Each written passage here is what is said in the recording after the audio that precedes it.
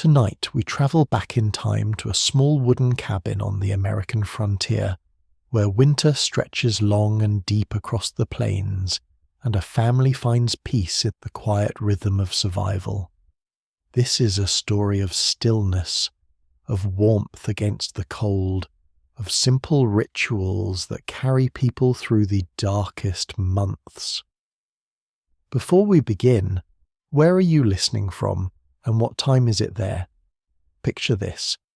The year is 1882, and you're standing at the edge of the Nebraska Territory, looking out across an endless expanse of white. The prairie, which in summer rolls with golden grasses and wildflowers, has disappeared beneath snow so deep it erases the horizon. The sky and earth blend into one pale canvas, broken only by the dark line of cottonwood trees that follow the frozen creek bed half a mile away. In the middle of this vast whiteness stands a cabin, small, sturdy, built from logs the colour of honey. Smoke rises from its stone chimney in a thin grey line, the only movement in an otherwise frozen world. From a distance the cabin looks impossibly alone, a single point of human warmth in an ocean of cold. But as you draw closer, you begin to see the signs of life. A path, carefully shovelled, leading from the door to the barn. Icicles hanging from the eaves like crystal teeth, and there, in the window, a soft golden glow. The lantern. This is the home of the Mitchell family, and this winter, like all winters on the frontier, will test them in ways both large and small. But this is not a story of disaster or desperation. It is a story of the quiet strength found in routine, in the comfort of small rituals, in the deep peace that can exist even when the world outside is harsh and unforgiving. Let us step inside. The cabin is a single room, perhaps 16 feet by 18, with a loft above where the children sleep. The walls are chinked with clay and moss, sealed tight against the wind that constantly probes for gaps. The floor is packed earth, covered in places with braided rag rugs that the mother Margaret made during previous winters. In the centre of the room stands an iron stove, its surface black and worn, radiating heat that reaches every corner of the small space. The stove is the heart of the cabin.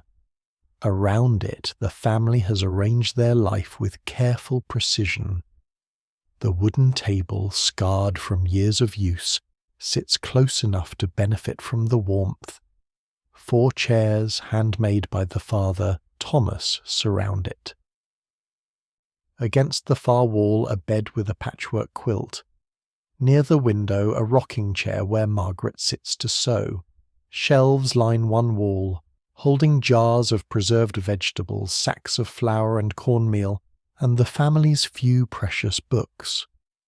It is early December when our story begins, and winter has already settled in with a determination that suggests it will not leave quickly. Thomas stands at the window in the grey light of dawn, his breath creating small clouds in the air despite the fire burning steadily in the stove. He is 42 years old, though the frontier has weathered him in ways that add years to his appearance. His hands are rough, his face lined, but his eyes are kind. He watches the snow falling.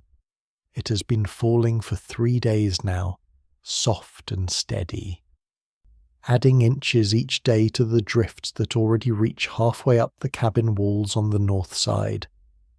This is not the violent, shrieking snow of a blizzard. This is the patient snow of deep winter, the kind that settles in and stays, transforming the landscape slowly but completely. Thomas can hear Margaret moving behind him, stirring the coals in the stove back to life, adding kindling from the box they keep beside it. The kindling catches with a soft crackle, and soon she adds larger pieces of wood. The fire grows, and with it the cabin begins to warm from the night's chill. Their daughter, Sarah, who is 14, climbs down the ladder from the loft, moving quietly so as not to wake her younger brother. She's wrapped in a wool shawl, her dark hair braided down her back. She moves to the water bucket, dips a cup, and drinks slowly, looking round the cabin with the peaceful awareness of someone who has woken into a world they understand completely. "Morning, Papa," she says softly. "Morning, Sarah. Sleep well?" "Yes, sir. Is it still snowing?" "It is. 3 days now." Sarah moves to the window and stands beside her father, and together they watch the snowfall. There is something hypnotic about it, the way each flake drifts down in its own path, joining the millions that have fallen before it. The world is silent except for the occasional soft sound of snow sliding from the barn roof. "Will you need help with the animals?" Sarah asks. "I'll take Samuel. Let him sleep a bit longer, though." Margaret has the coffee on now, and the smell fills the cabin, mixing with the scent of wood smoke and the faint aroma of bread from yesterday's baking. She moves with the efficiency of long practice, her movements economical and sure. She's 38, with hair that was once dark but now shows threads of silver at her temples. Her hands are never still. Even now, as she waits for the coffee to brew, she is folding a cloth, straightening a shelf, her mind already planning the day's tasks. The morning routine unfolds with the gentle rhythm of ritual. Margaret slices bread and sets it on the table with a small pot of preserves made from wild plums gathered last summer. The coffee is poured into tin cups. Thomas and Sarah sit at the table, and soon Samuel, who is 10, climbs down from the loft, rubbing his eyes and yawning. "Can I stay inside today?" he asks, his voice hopeful. "You'll help with the animals," Thomas says, but his tone is gentle. "Won't take long. Then you can come back to the warm." Samuel nods, accepting this. He has learned that on the frontier everyone contributes. There is no room for idleness when survival depends on constant attention to necessary tasks. They eat breakfast in companionable silence, occasionally commenting on small things, the way the snow has drifted against the east wall, the sound the wind made in the night, the fact that they will need to bring in more firewood today. These conversations are not profound, but they are important. They are the threads that bind the family together, the daily acknowledgement of shared experience. After breakfast, Thomas and Samuel bundle themselves in layers of wool and canvas. They wrap scarves around their faces, pull on mittens that Margaret has knitted, and step out into the snow. The cold hits them immediately, a physical force that steals breath. The temperature has dropped overnight, and now it is perhaps 10 degrees, cold enough that the snow squeaks under their boots as they walk. The barn is only 30 yards from the cabin, but Thomas has stretched a rope between the two buildings. He learned this practice from a neighbour years ago, after hearing stories of people who became disoriented in blizzards and froze to death within feet of their homes. The rope provides guidance and safety, a lifeline in the white emptiness. Inside the barn it is dark and smells of animals and hay. They have 2 cows, a horse, 6 chickens, and an old dog named Bear who stays with the animals at night to keep them calm and add his warmth to theirs. The animals stir as Thomas and Samuel enter, their breath creating clouds in the cold air of the barn. The work is simple but essential. They milk the cows, pour the fresh milk into a bucket that will soon freeze if left outside. They feed the animals from the hay stored in the loft, scatter grain for the chickens, make sure the water hasn't frozen solid. Thomas checks each animal carefully, running his hands over their bodies, looking for any sign of illness or injury. In winter, a sick animal can quickly become a dead animal, and the loss of even one cow could mean the difference between surviving until spring and facing starvation. Bear follows them as they work, his tail wagging slowly. He's an old dog now, perhaps 12, with a greying muzzle and joints that stiffen in the cold. But he is still devoted to his duties, still takes his role as guardian seriously. Samuel scratches behind his ears, and Bear leans into the affection, eyes closing briefly in contentment. When the work is done, Thomas and Samuel return to the cabin, following the rope through snow that is still falling. Inside, the warmth envelops them, and they shed their outer layers, hanging them on pegs near the door. Margaret has more coffee ready, and they cup their hands around the warm tin mugs, feeling the heat seep back into their fingers. Sarah is at the table working on a quilt. She has several pieces of fabric spread before her, remnants of old dresses and shirts that have worn through but can still provide material for other uses. Nothing is wasted on the frontier. Every scrap of cloth, every piece of string, every bent nail has potential value. Sarah is piecing together squares in a pattern her mother taught her, her stitches small and even. The quilt will be a Christmas present for her parents, though they don't know it yet. The morning passes slowly, measured not by a clock, which they don't have, but by the movement of light across the cabin floor, by the need to add wood to the stove, by the rhythm of small tasks. Margaret works on mending, her needle flashing in and out of fabric. Thomas sits by the stove, working on carving a new handle for a tool that broke during autumn's harvest.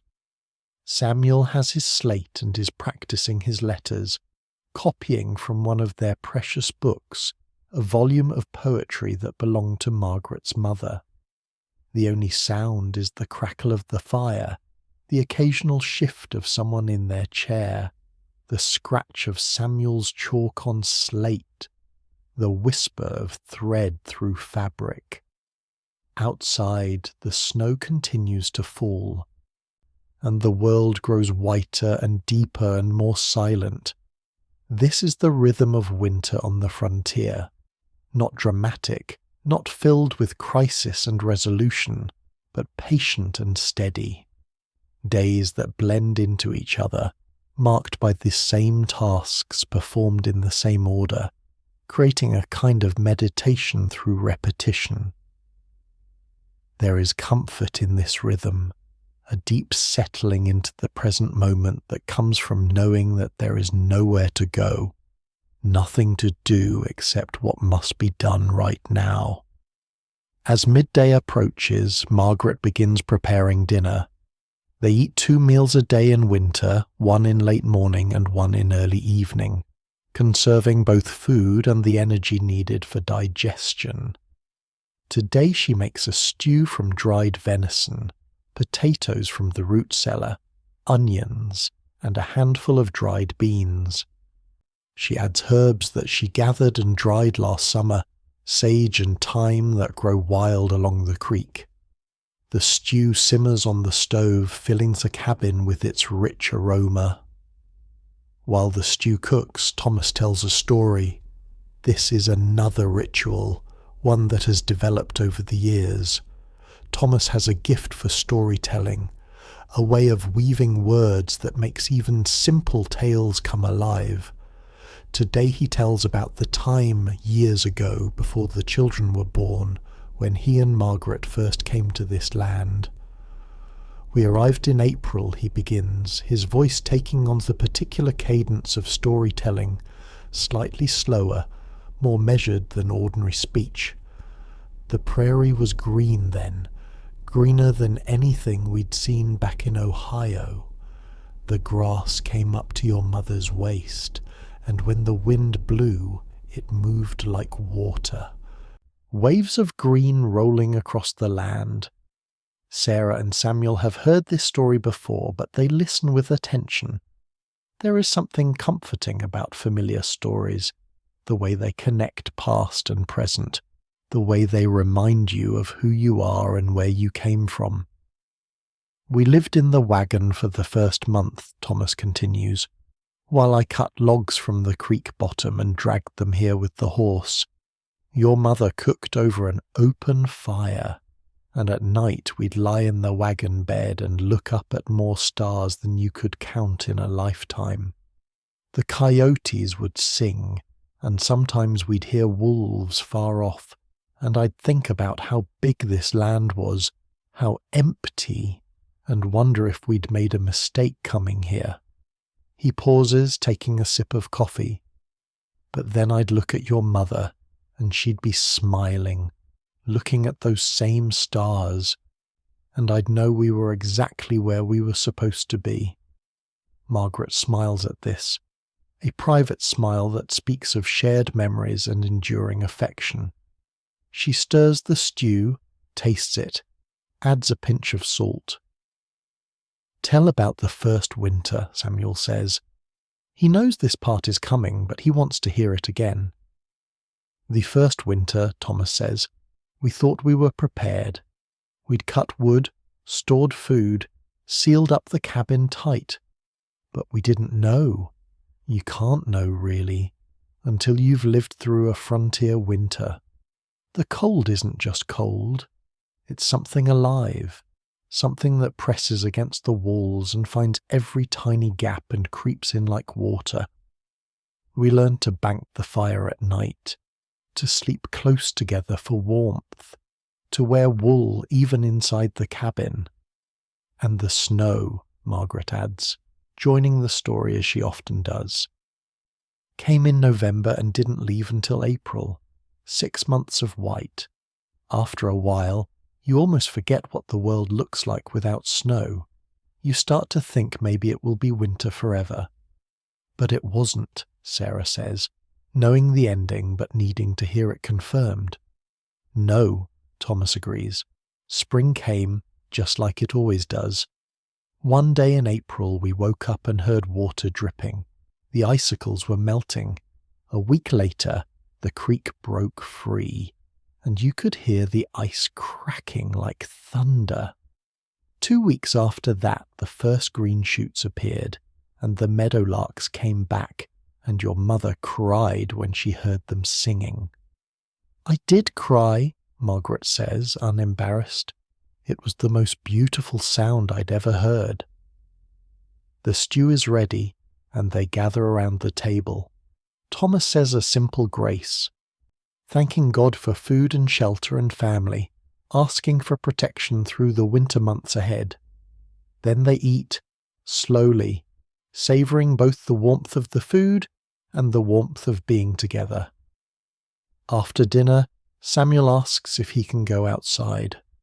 The snow has stopped, at least for now, and he is eager to be out of the cabin to move and play. Margaret and Thomas exchange a glance, that wordless communication of parents, and Thomas nods. Stay where we can see you from the window, Margaret says, and don't go near the creek. Samuel promises and bundles up again. Sarah decides to join him, and soon both children are outside, their laughter muted by the snow but still audible through the cabin walls. Thomas and Margaret watch from the window as the children make a snow fort, rolling large balls of snow and stacking them. Bear has come from the barn and joins them, barking and leaping through the drifts, his old joints temporarily forgotten in the joy of play. They're good children, Margaret says quietly. They are, Thomas agrees. This land is making them strong. They stand together at the window, watching their children play in the snow, and for a moment the hardness of frontier life seems distant. In this moment, there is only peace, only the simple contentment of watching your children laugh and play, safe and warm and loved. As afternoon fades toward evening, the light begins to change. The sun, which has been hidden behind clouds all day, makes a brief appearance near the horizon, turning the snow pink and gold. The children come inside, their cheeks red from cold and exertion, snow clinging to their clothes.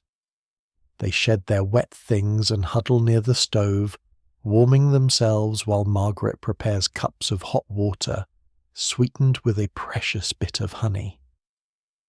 The family settles into the evening routine. Thomas adds wood to the fire, building it up for the night. Margaret lights the lantern, the one that gives this story its name. It is a simple tin lantern with glass panels, but the light it casts is warm and steady, pushing back the darkness that gathers early in these short winter days. Sarah returns to her quilting. Samuel gets his slate again, but after a few minutes of working on letters, he asks his father if he will tell another story. Thomas considers, then nods. He settles into his chair, and the family gathers closer, drawn by the promise of story. "I'll tell you about the birds," Thomas says, "about how they know when to leave and when to return." This is a story the children haven't heard before, and they lean forward with interest. "Every autumn," Thomas begins, "the birds gather. You've seen them, the way they collect in the trees down by the creek, hundreds of them all together talking in their bird language. They're preparing for a journey so long it's hard for us to imagine. They fly south, following routes their parents taught them, routes that birds have been following for longer than humans have existed." He pauses, letting this sink in. "Some of them fly all the way to Central America, to places where winter never comes, where flowers bloom year-round and there's always food. They spend our winter in that warm place, and then, when spring begins to touch our land, they know. Somehow, they know it's time to come back, and they do. They fly hundreds or thousands of miles back to the very same creek, sometimes to the very same tree where they nested the year before." "How do they know?" Samuel asks. "How do they know when it's time? And how do they know the way?"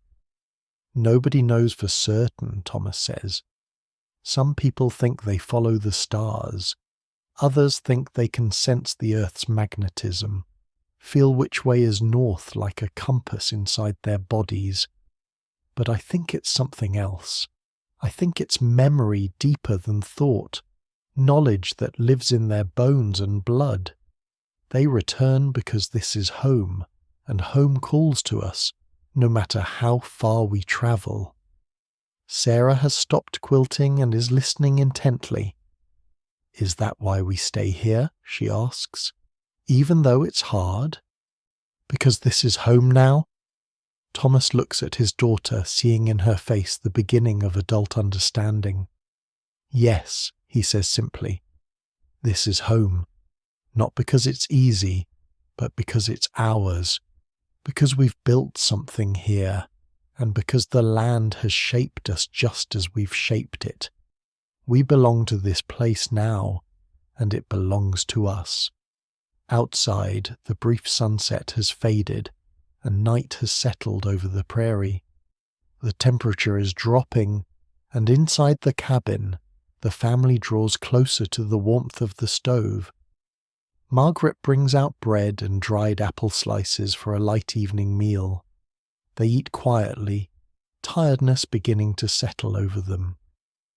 This is the hardest time of day in winter, the long hours between dinner and sleep.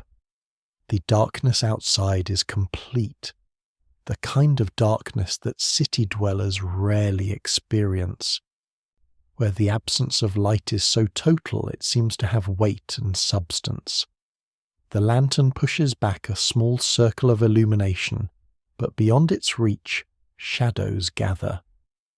Margaret picks up one of their books, a collection of folk tales, and begins to read aloud. Her voice is soft and soothing, and the stories she reads are old ones, familiar tales of clever animals and foolish kings, of magic and transformation, of good rewarded and evil punished. The children listen drowsily, Sarah still working on her quilt with slower stitches, Samuel leaning against his mother's chair. Thomas sits with his eyes closed, but he is not asleep. He is listening to his wife's voice, to the crackle of the fire, to the small sounds of his children, and he is aware of a deep sense of gratitude. The winter may be long and cold, the work may be hard, the isolation may be profound, but in this moment, in this small cabin on the edge of the frontier, he has everything that matters. When Margaret finishes reading, it is time for the children to climb to the loft. They do so reluctantly, not wanting the day to end, but knowing that tomorrow will come early and bring its own tasks. Sarah and Samuel settle into their bed under thick quilts, and Margaret climbs the ladder to tuck them in, kissing their foreheads and reminding them of her love. Below, Thomas banks the fire, reducing it to coals that will hold their heat through the night, but won't consume too much wood. He sets a large log on the coals, positioning it carefully so it will burn slowly. Then he and Margaret prepare for bed themselves, changing into heavy night clothes and climbing under their own quilts. Before they sleep, they lie side by side in the darkness, holding hands under the covers. "I heard wolves tonight," Margaret says quietly, "while you were in the barn this morning." "I did too," Thomas replies. "They're getting bolder. The deep snow makes hunting hard for them. Will they be a danger?" "Not likely, but I'll keep watch. Maybe set some traps if they come too close." They are quiet for a moment. Then Margaret says, "Do you ever miss it? Ohio?" Thomas considers the question. "Sometimes," he admits. "I miss my family. I miss not having to work quite so hard just to survive. But no, not really. This life suits me, suits us. We're building something here that's ours in a way nothing back there ever was." "The children are growing up so fast," Margaret says. "Sarah will be a woman soon. She's a good girl, smart, strong, she'll do well, whatever she chooses. And Samuel, he's so curious about everything." "He reminds me of you," Thomas says, and in the darkness Margaret smiles. They talk for a few more minutes, their voices low, sharing thoughts about the day past and the day to come. Eventually their words slow and stop, and they drift into sleep, still holding hands, the cabin silent around them except for the soft breathing of the family and the eternal crackling of the fire. Outside, the night is clear now, the clouds having moved on. Stars wheel overhead in their ancient patterns, the same stars humans have looked up at since the beginning of time. The snow reflects their faint light, giving the prairie an ethereal glow. A great horned owl calls from the cottonwoods by the creek, its deep hoot carrying across the frozen land. Far off, a wolf answers, and then another, their voices rising and falling in a song that is both lonely and beautiful. The cabin stands dark and small against the vast night, but inside 4 people sleep warm and safe. The lantern has been extinguished, but its light lingers in memory, a promise of tomorrow's dawn. Days pass in their gentle rhythm. The family rises with first light, performs their morning tasks, eats their meals, works at the necessary jobs of survival. Thomas spends hours cutting and splitting firewood, maintaining their supply. The woodpile must never be allowed to run low. Margaret cooks and cleans and mends, her hands always busy. Sarah works on her quilting and helps her mother, learning the skills she will need when she has her own household. Samuel practices his letters and numbers and helps his father with the animals. In the evenings, there are always stories. Sometimes Thomas tells them, drawing from his own experiences or from tales his father told him. Sometimes Margaret reads from their small collection of books. Sometimes they simply talk, sharing thoughts and memories, the conversation wandering wherever it wants to go. One evening, Thomas tells them about the river spirits. The old Pawnee who lived here before us, he begins, believed that every stream and river had a spirit, a being that guarded the water and the land around it. They would make offerings to these spirits, tobacco or cornmeal, and ask permission before crossing a river or taking water. "Do you think it's true?" Sarah asks. "Do you think spirits exist?" Thomas considers the question carefully. "I don't know about spirits the way the Pawnee understood them," he says. "But I do think there's something sacred about water, about the land. I think if we treat it with respect, it treats us better. Your mother and I, we've tried to be good stewards of this land. We don't take more than we need. We don't waste. And the land has been good to us in return." Margaret nods her agreement. The Pawnee understood something important, she adds, that we're part of nature, not separate from it. In the city, it's easy to forget that. But out here, you can't forget. The land reminds you every day that you're small, that you depend on forces larger than yourself. These conversations, quiet and philosophical, are as important as the stories. They are the way the parents pass on values to their children, the way they shape their understanding of the world and their place in it.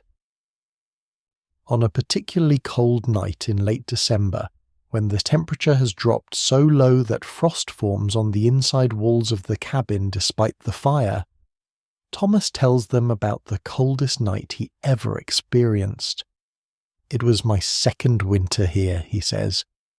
"Before you were born, Sarah, before your mother had joined me, I was alone in this cabin, and a cold snap moved in that made this seem mild. The temperature dropped to 30 below, maybe lower. I had to keep the fire going all night, feeding it constantly, or I would have frozen. The water bucket froze solid. The oil in my lantern started to thicken. I wrapped myself in every blanket I owned and still shivered." He pauses, remembering. But the next morning, when the sun came up, everything was coated in hoar frost. Every blade of grass, every branch, every fence post was covered in ice crystals that sparkled like diamonds. It was the most beautiful thing I'd ever seen. The whole world had become a jewel box. I stood outside, even though it was still bitter cold, and I looked at that transformed landscape and I thought, this is why I'm here, to see things like this, to experience the world in ways that people in cities never can. Margaret has heard this story before, but she listens with a soft smile on her face. She knows this about her husband, this capacity for wonder, this ability to find beauty even in hardship. It is one of the things she loves about him. As Christmas approaches, the family begins small preparations. There will be no store-bought gifts, no elaborate decorations, but they will mark the day as special. Margaret has saved back a little sugar to make cookies. Thomas has been working in secret on wooden toys for Samuel, a top and a small carved horse. Sarah finishes her quilt and hides it carefully in the loft. On Christmas Eve, Thomas takes the children out to cut a small pine tree from the creek bottom. They drag it back to the cabin through the snow, laughing and talking, their breath creating clouds in the cold air. Inside, they set it up in a corner, and Margaret brings out strings of dried cranberries and popcorn that she and Sarah have prepared. They drape these on the tree, and Thomas carves a star from a piece of wood and places it on top. The tree is small and simple, but to the family it is beautiful. They sit together and look at it, the firelight making the red cranberries glow. That night, Margaret reads the Christmas story from their Bible, the familiar tale of the birth in a stable. The parallels to their own simple life are not lost on them. Like Mary and Joseph, they are making a home in a rough place, far from the comforts of civilization. Like the shepherds, they know what it means to watch over their flocks in the cold night. Like the wise men, they have followed a star, the star of hope and possibility, to this frontier land. After the reading, they exchange their small gifts. Margaret exclaims over the quilt, admiring Sarah's careful stitches and the pleasing pattern of the colours. Sarah and Samuel are delighted with their presents, and Samuel immediately begins spinning his top on the table. Thomas receives a new pair of mittens that Margaret has been knitting in secret, and he tries them on, flexing his fingers and nodding his approval. They sing carols, their voices rising and falling together, carrying through the cabin walls and out into the cold night. Silent night, and O little town of Bethlehem, and hark the herald angels sing. The songs are old and familiar, connecting them to Christians around the world and across time who have sung these same words. Margaret has made a special dinner, using some of their hoarded supplies. There is ham from the pig they butchered in the fall, potatoes roasted in the oven, preserved green beans, fresh bread, and for dessert the sugar cookies she promised, each one a small treasure. They eat slowly, savouring every bite, and when dinner is finished, no one wants to move from the table. They sit together in the warm circle of lantern light, the Christmas tree glowing softly in the corner, and Thomas tells one more story. When I was a boy, he begins, about Samuel's age, we lived in Pennsylvania, in a small town in the mountains. Every Christmas Eve, my father would take me for a walk after dark, just the two of us. We'd walk through the snow to the top of the hill above our town, and we'd stand there looking down at all the houses with their lamps in the windows, the smoke rising from their chimneys, and my father would say, "Look at all those lights, Thomas. Every one of them is a family, people who love each other, taking care of each other. That's what Christmas is about. Not presents or special food, though those are nice. It's about light in the darkness. It's about family." Thomas's voice is thick with emotion and he pauses, swallowing. My father died 10 years ago and I still miss him. But every Christmas I think about those walks. And I understand what he was trying to teach me, and now I'm trying to teach you the same thing. Family is everything. Love is everything. The rest is just details. The children are quiet, touched by their father's emotion. Sarah reaches across the table and takes his hand. Samuel does the same. Margaret completes the circle, and for a moment the family sits in silence, joined in a wordless communion of affection and belonging. Eventually it is time for bed. The children climb to the loft and Thomas and Margaret follow their nightly routine, banking the fire and preparing for sleep. As they lie in the darkness, Margaret whispers, "That was a good day." "Yes," Thomas agrees, "a very good day." "I hope the children remember it," Margaret says. "When they are grown and have families of their own, I hope they remember this Christmas." "They will," Thomas assures her. "These are the memories that last. Not the big moments necessarily, but the quiet ones, the ones filled with love." They sleep, and outside the stars wheel overhead, and the snow lies deep and silent across the prairie. The winter continues. January arrives with storms that last for days, winds that shake the cabin walls, snow that piles higher and higher. There are days when Thomas cannot get to the barn without the guide rope, when visibility is so limited that the barn disappears in the swirling white just yards away. On these days, the family stays inside, keeping the fire going, rationing their movements to conserve energy and warmth. But there are also clear days, days when the sun shines on the snow with a brilliance that hurts the eyes, when the air is so cold and clean it seems to ring like a bell. On these days the world feels new and pure, scrubbed clean by winter's fury. One such clear day in mid-January, Thomas decides to check the trap line he set along the creek. He invites Samuel to come with him, and the boy eagerly accepts. They bundle up carefully, knowing that the temperature, despite the bright sun, is well below zero. They set out after breakfast, following a path Thomas has broken and maintained, walking carefully on the crust of frozen snow. The creek is completely frozen, its surface white and smooth. The cottonwoods along its banks are bare, their branches creating intricate patterns against the blue sky. As they walk, Thomas points out signs in the snow, rabbit tracks, the delicate prints of a deer mouse, the larger tracks of a fox. He teaches Samuel to read these signs, to understand the stories they tell about the hidden life that continues even in the depths of winter. They check the traps one by one, finding 2 rabbits.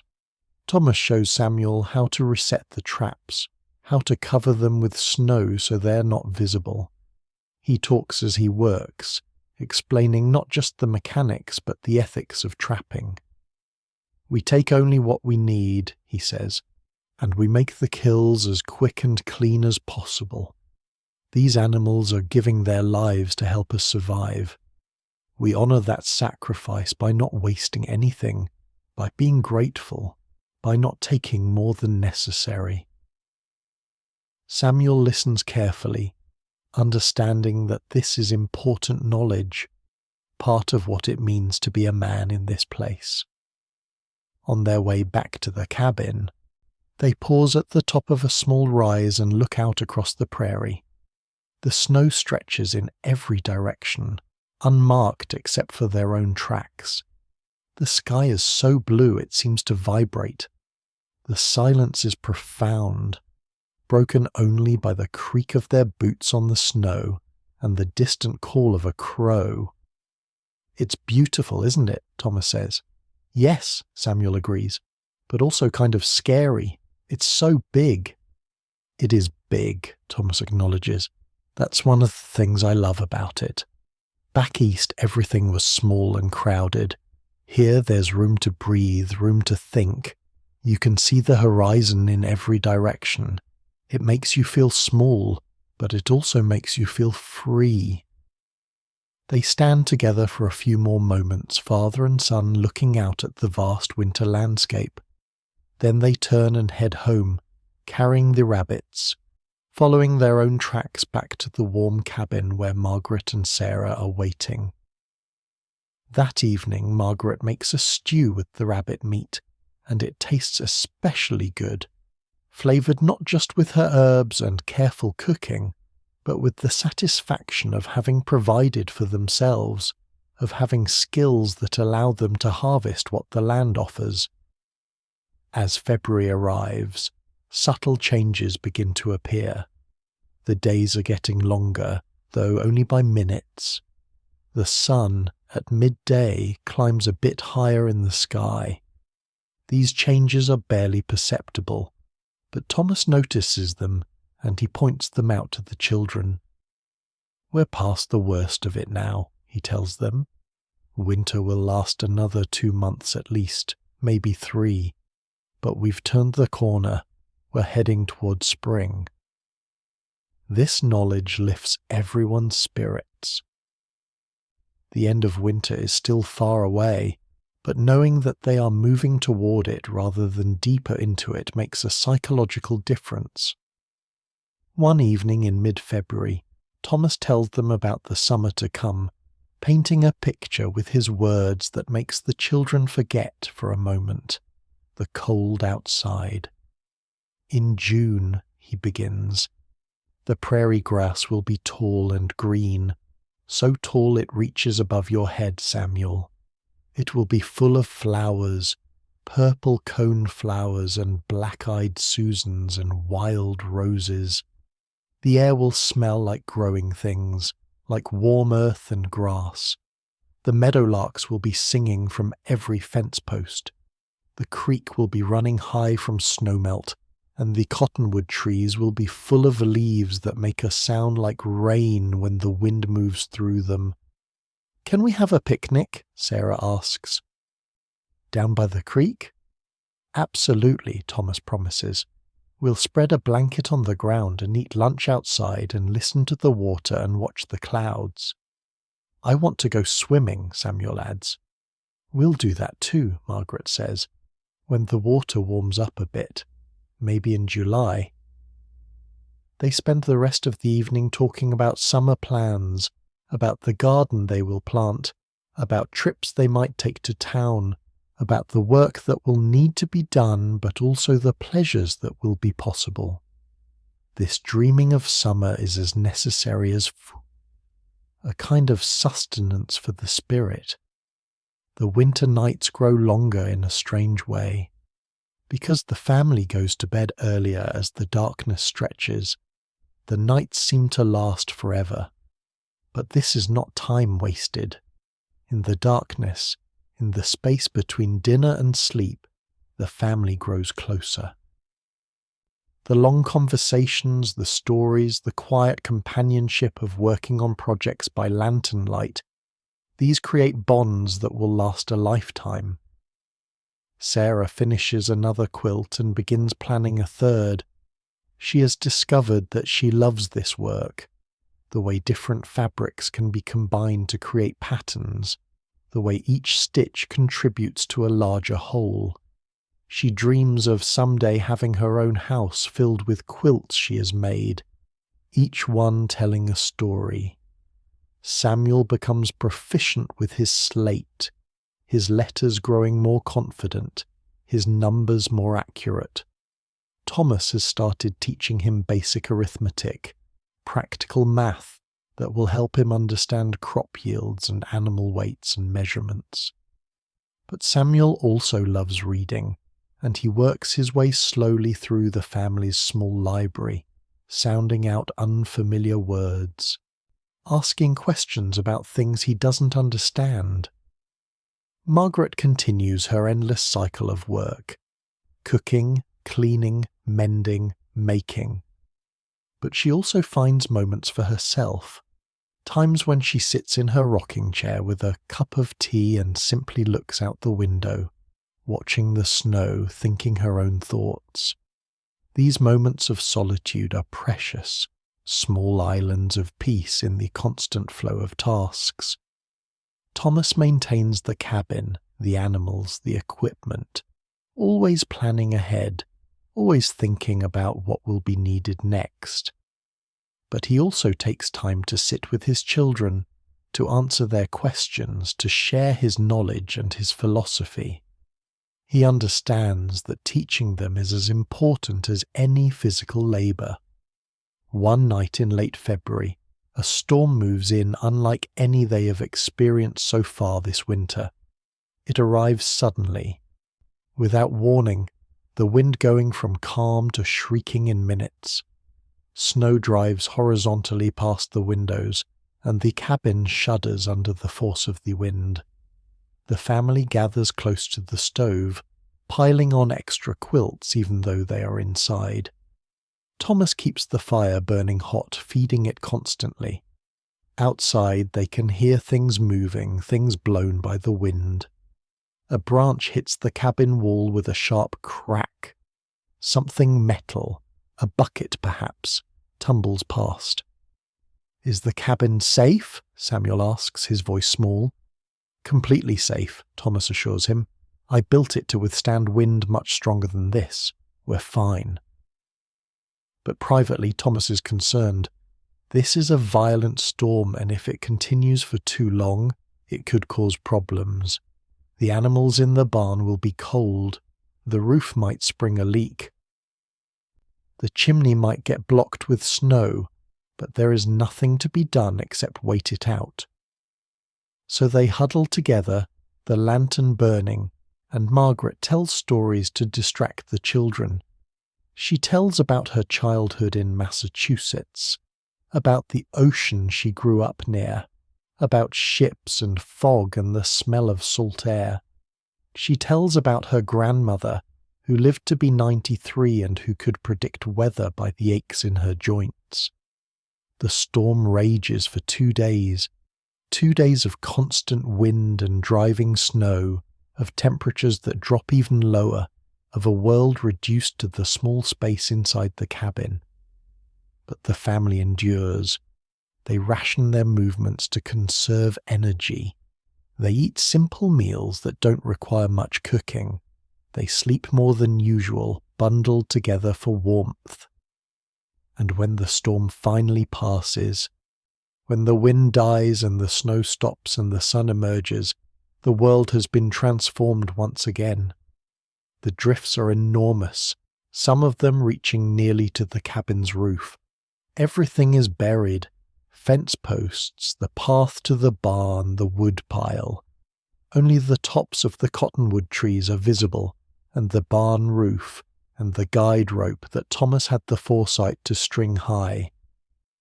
Thomas and Samuel spend days digging out, creating paths, finding things that were buried. It is hard, exhausting work. But eventually they restore order, clear the essential paths, check on the animals who survived the storm huddled together in the barn, Bear keeping watch over them. The storm, violent as it was, becomes part of the family's shared history. In years to come, they will refer to it. Remember the big storm of 82, and it will serve as a measuring stick against which other storms are compared. March arrives, and with it, the first real hints of spring. The days are noticeably longer now. The sun has real warmth in it during the midday hours. Icicles drip from the cabin eaves, creating small sounds like tiny bells. The snow begins to settle and compact, no longer light and fluffy but heavy and wet.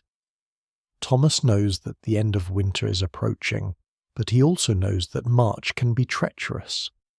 The worst storms sometimes come in March, late-season blizzards that catch people off guard just when they think winter is over. But this year, March is kind. The storms are light and brief. The temperature gradually climbs. By the end of the month, patches of brown earth are visible where the snow has melted on south-facing slopes. One morning in early April, the family wakes to a sound they haven't heard in months, the drip of water. Thomas opens the door and is greeted by a warm breeze, almost balmy compared to what they've become accustomed to. The icicles are melting rapidly, water streaming off the roof. The snow is visibly shrinking. "Spring is here," Thomas announces, and the children cheer. Over the next weeks, the transformation accelerates. The creek breaks free of its ice with a sound like thunder, the frozen surface cracking and groaning. The water runs high and fast with snowmelt, tumbling over rocks, creating small rapids. The sound of running water, absent for months, fills the air. Green shoots appear in protected spots. grass pushing up through the matted brown remains of last year's growth. The first flowers, small and brave, bloom in sunny spots. The birds return, first a trickle, then a flood. Robins and bluebirds, meadowlarks and red-winged blackbirds, filling the air with song. The family spends more and more time outside, hungry for sunlight and fresh air after months of confinement. Sarah and Samuel run and play, releasing energy that has been pent up all winter. Thomas begins the spring work, repairing damage from winter storms, preparing fields for planting. Margaret opens the cabin door and windows, letting fresh air sweep through, carrying away the accumulated staleness of winter. One evening, as the family sits on a bench outside the cabin, watching the sunset paint the sky pink and gold, Thomas says, "We made it. Another winter." "Was it hard?" Sarah asks. "Did you ever worry we wouldn't make it?" Thomas considers the question honestly. "There were moments," he admits. "Times when I lay awake at night doing calculations in my head, figuring how long our food would last, how much firewood we had, whether we could make it to spring. But I never truly doubted we'd survive. We were prepared. We had each other. That's enough." "I liked this winter," Samuel says, surprising everyone. "I mean, I'm glad spring is here. But I liked being all together all the time. I liked the stories at night. I liked feeling safe and warm inside while it was cold outside." Margaret puts her arm around her son. "That's a good way to think about it," she says. "Winter isn't our enemy. It's just a season, a time for different things. A time for gathering together, for going inward, for rest and reflection. And it makes spring sweeter," Sarah adds. "I don't think I've ever been so happy to see green grass and hear birds singing." They sit together as the stars begin to appear, the same stars that shone over the cabin during the coldest nights of winter, the eternal stars that have watched over humans since the beginning of time. The air is mild and soft. In the distance they can hear the creek running. An owl calls from the cottonwoods, and another answers. Inside the cabin, the lantern still sits on the shelf, unlit now in the long spring evening. But it is ready, waiting for the next time it will be needed, ready to cast its warm glow into the darkness. The family has survived another winter. They are older, perhaps a bit wiser, certainly more confident in their ability to endure. The lessons of winter, patience, cooperation, resourcefulness, the ability to find joy in small things, will serve them in all seasons, in all circumstances. As darkness finally settles and the family moves inside, Thomas pauses at the door and looks back at the prairie, now shadowy and mysterious in the twilight. The land that seemed so hostile in winter's depths is revealing its gentler face, but Thomas knows that next winter will come, as it always does, and they will face it again. But that is months away. For now there is spring to enjoy, summer to anticipate, work to be done under warm sun rather than bitter cold. The family settles in for the night, and through the open windows the sounds of spring drift in. Frogs peeping from the creek, night birds calling, the rustle of wind through new leaves. Sleep comes easily after the long winter, and the family rests well, knowing they are safe, knowing they are loved, knowing they have weathered the storm and emerged intact on the other side. The lantern sits dark on its shelf, but its light remains in memory, a symbol of warmth and safety through the darkest nights, a promise that even when winter comes again, as it surely will, they will face it together, and they will survive. The prairie sleeps under stars, the cabin stands small but strong against the vast night, and inside 4 people breathe softly and sleep, dreaming of summer days and warm breezes and the endless green grass of the frontier in bloom. This is the rhythm of life on the frontier, winter and spring, cold and warmth, hardship and ease, always cycling, always changing, but underneath it all, the constant presence of family, of love, of home. The story ends where it began, with the cabin on the prairie, the lantern ready for whenever darkness falls, and a family who has learned that the coldest winter can be endured when faced with courage, cooperation, and the warmth of those we love. Sleep well, knowing that even in your own winters, whatever form they take, you have within you the strength to endure, the wisdom to find peace in difficulty, and the love that makes any hardship bearable. The lantern's light may fade, but the warmth it represents, the warmth of family, of home, of human resilience, burns eternal, guiding us through the darkness, promising that spring will always follow winter, that morning will always follow night, and that we are never truly alone as long as we have each other. Rest now and dream of warm fires and stories told in soft voices, of snow falling gently outside while inside all is peace, of the simple, profound comfort of being safe and loved while the world sleeps in winter's embrace. The weeks of early spring bring a kind of awakening to the Mitchell family, as if they too are emerging from hibernation along with the land itself. The transformation is not sudden but gradual, like watching ice melt one drop at a time, each day bringing small changes that accumulate into something significant. Thomas rises earlier now, drawn outside by the growing light and the promise of work that can finally be done.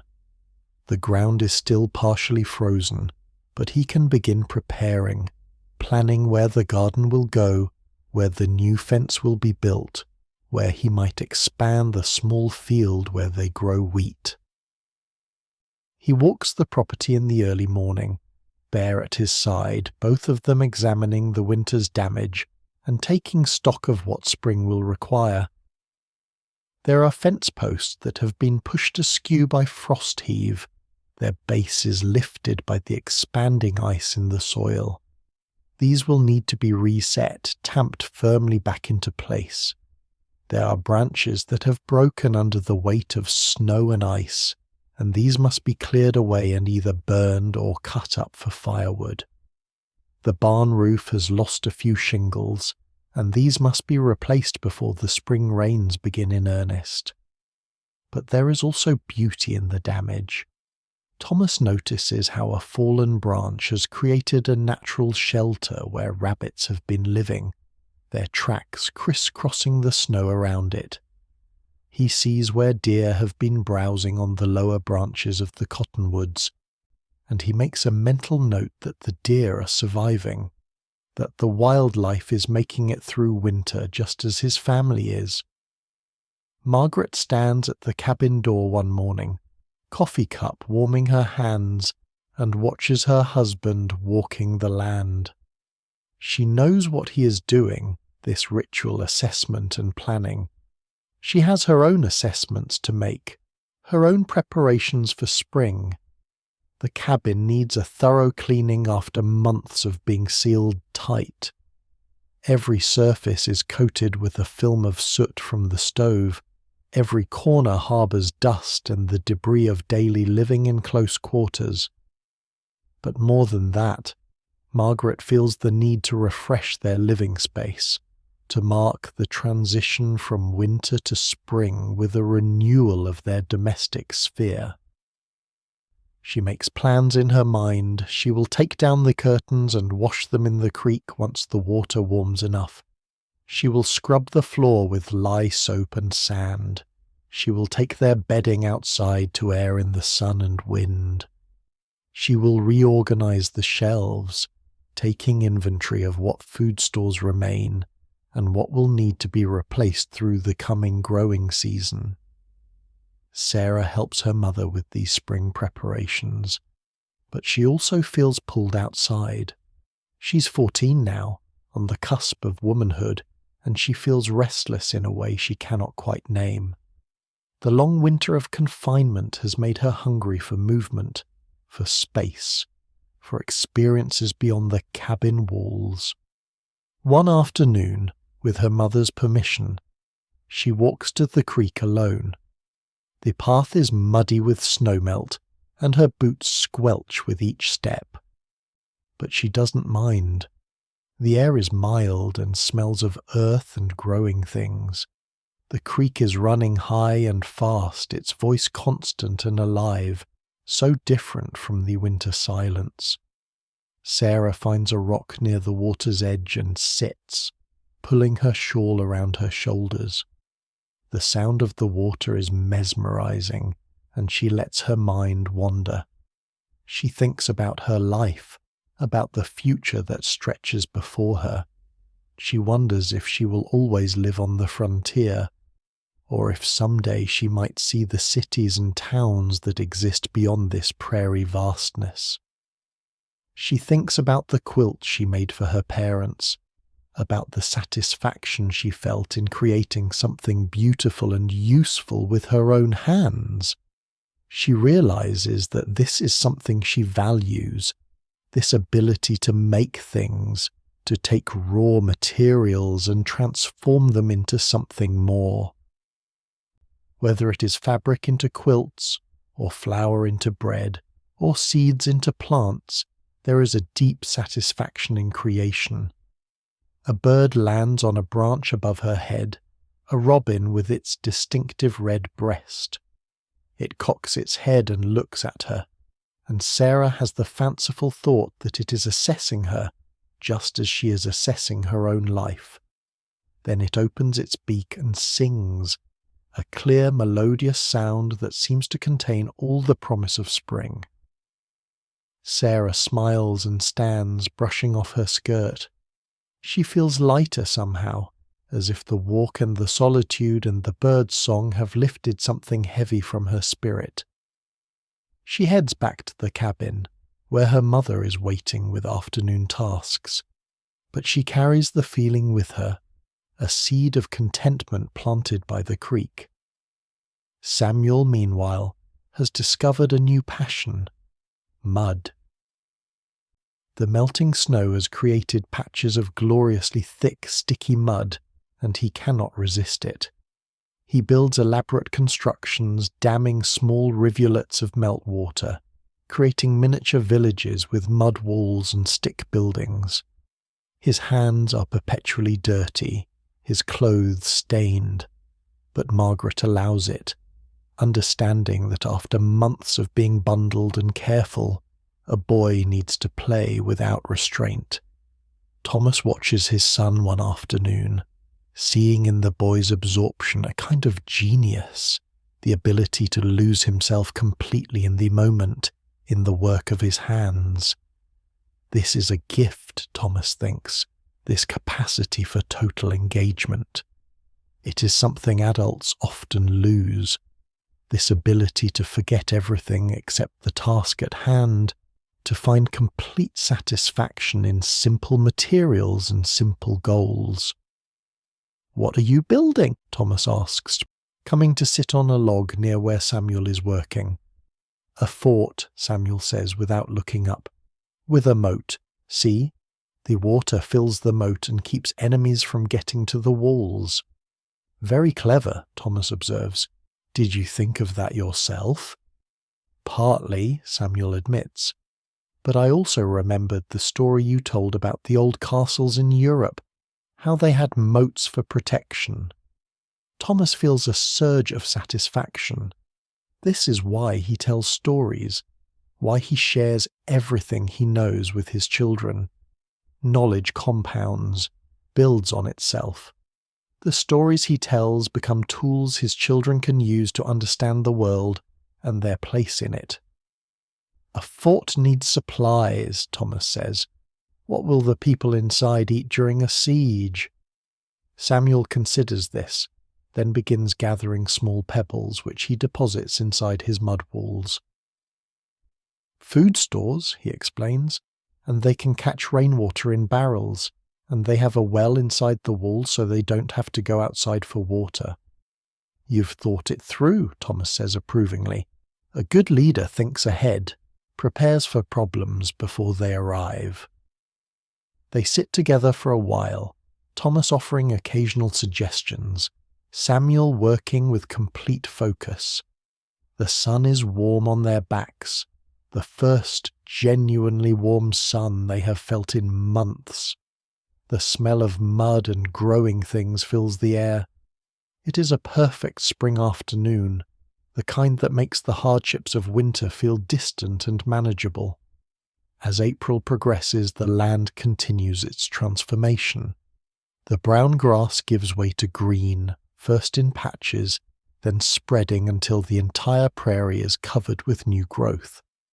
The wildflowers begin to appear, starting with the early bloomers, the small white stars of chickweed and the purple heads of pasque-flower. Soon these will be followed by others, wave after wave of colour that will continue through summer. The animals respond to spring with obvious relief and joy. The cows, let out of the barn to graze on the new grass, kick up their heels like calves, their winter confinement forgotten in the pleasure of open space and fresh food.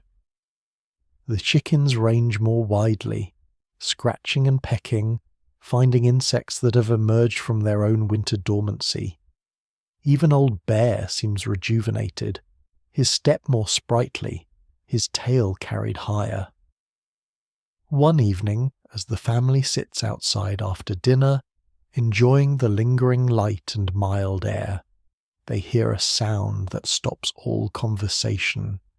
It comes from the prairie to the north, a high, yipping call that rises and falls, joined by other voices until it becomes a chorus. "Coyotes," Thomas says quietly. They listen as the coyotes sing, their voices wild and free. It is not a threatening sound, despite the animals' reputation as predators. Instead, it sounds celebratory, a howling joy at being alive, at having survived another winter. "Why do they do that?" Samuel asks. "Why do they howl?" "Different reasons," Thomas explains. Sometimes they're communicating with other coyotes, telling them where they are. Sometimes they're claiming territory. Sometimes...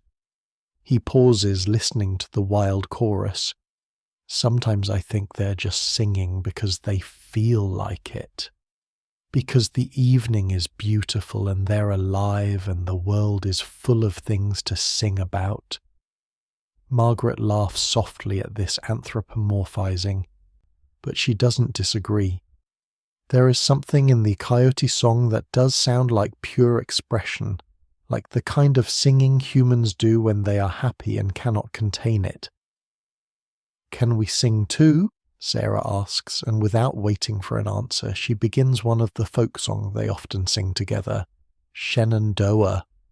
Her clear voice rises into the evening air, and one by one the rest of the family joins in. "Shenandoah, I long to hear you. Away, you rolling river. Oh, Shenandoah, I long to hear you. Away, I'm bound away, cross the wide Missouri." Their voices blend and separate, harmonizing in some places, unison in others, creating a human chorus to answer the coyote's wild song. When they finish, they sit in silence for a moment, and then Thomas says, "This is why we're here. For moments like this." The work of spring begins in earnest. Thomas breaks ground for the garden, the plough blade cutting through the earth, turning the soil to reveal the rich black underneath. The smell of fresh-turned earth is intoxicating, full of promise and possibility. Margaret and Sarah follow behind, breaking up clods, removing rocks, preparing the soil for planting. They plant by the phases of the moon, following traditions handed down through generations. Root vegetables are planted during the waning moon, when the gravitational pull encourages downward growth. Leafy vegetables and above-ground crops are planted during the waxing moon, when the pull encourages upward growth. Thomas doesn't know if these traditions have scientific validity, but they have worked for his family and countless others, so he follows them. The seeds go into the ground in careful rows. Potatoes, their eyes just beginning to sprout, carrots and beets and turnips, seeds so small it is hard to believe they will become substantial vegetables. Peas and beans, each seed a promise of future abundance. Squash and pumpkins planted in hills with fish buried beneath them to provide nutrients as they decay. Corn, which will grow tall and strong if the summer rains come as needed. Margaret plants herbs near the cabin door, where she can easily reach them for cooking and medicine. Sage and thyme, basil and parsley, feverfew and chamomile. She plants morning glories to climb the strings she has strung beside the door, knowing that by summer the vines will be covered with blue and purple flowers that open with the sun each day. Sarah is given her own small plot, and she chooses to plant flowers, purely decorative plants that serve no practical purpose except beauty. Margaret and Thomas exchange a glance but say nothing. They understand that Sarah is asserting something about herself, claiming the right to grow things simply because they are beautiful, because they bring joy. It is a small rebellion, a quiet insistence that life is not only about survival, but also about finding and creating beauty. Samuel helps where he can, carrying water, fetching tools, but mostly he continues his own projects, his mud constructions and stick buildings, his elaborate games that seem to involve complex stories only he understands fully. Margaret watches him play and thinks about how quickly childhood passes, how soon these days of mud and imagination will give way to the more serious work of near adulthood. The evenings remain a special time, even though they are no longer huddled around the stove for warmth. Now they sit outside, on a bench Thomas has built beside the cabin, and they watch the sunset paint the sky in shades of pink and gold and purple. The light seems to last forever in late April and early May, the sun taking its time to sink below the horizon. Thomas continues his storytelling, but now his stories are about spring and summer, about growth and abundance rather than survival and endurance. He tells about the time he saw a buffalo herd pass through this area, back before the herds were decimated, when thousands of animals moved across the prairie like a brown river, the ground shaking with their passage. They were magnificent, he says, his voice full of wonder at the memory. Huge and shaggy, with those massive heads and humped shoulders. The sound they made was like thunder, and the dust they raised could be seen for miles. It took 2 days for the herd to pass completely, 2 days of endless buffalo streaming past. "Will we ever see them again?" Sarah asks. "Will they come back?" Thomas is quiet for a moment, and when he speaks, his voice is sad. "I don't think so. The herds have been hunted almost to extinction. What we saw back then, that was the end of something, though we didn't know it at the time. The buffalo are mostly gone now, and with them, a whole way of life." He's thinking about the Pawnee and other tribes who depended on the buffalo for everything: food, shelter, clothing, tools. With the buffalo gone, those ways of life have become impossible. The thought makes him melancholy, this sense of being witness to the end of an era. the disappearance of something that had existed for thousands of years. But Margaret, sensing his sadness, redirects the conversation. "Tell them about the first vegetables we ever harvested here," she says. "Remember?" Thomas smiles, the melancholy lifting. "Oh, yes. We'd planted a garden that first spring, not knowing if anything would grow. The soil here is different from Ohio soil, and we weren't sure we'd chosen the right location, given the right amount of water, done everything right. But then, in June, the first radishes were ready. Your mother and I pulled them up, washed them in the creek, and ate them right there, sitting on the creek bank." "They were the best radishes I've ever tasted," Margaret adds. "Not because they were particularly special radishes, but because we'd grown them ourselves on land we'd claimed with our own hands. They tasted like success, like we were going to make it." "I want to taste radishes like that," Samuel says. "You will," Thomas promises. "In a few weeks we'll have radishes from this year's garden, and they'll taste just as good, because you helped plant them, because they're ours."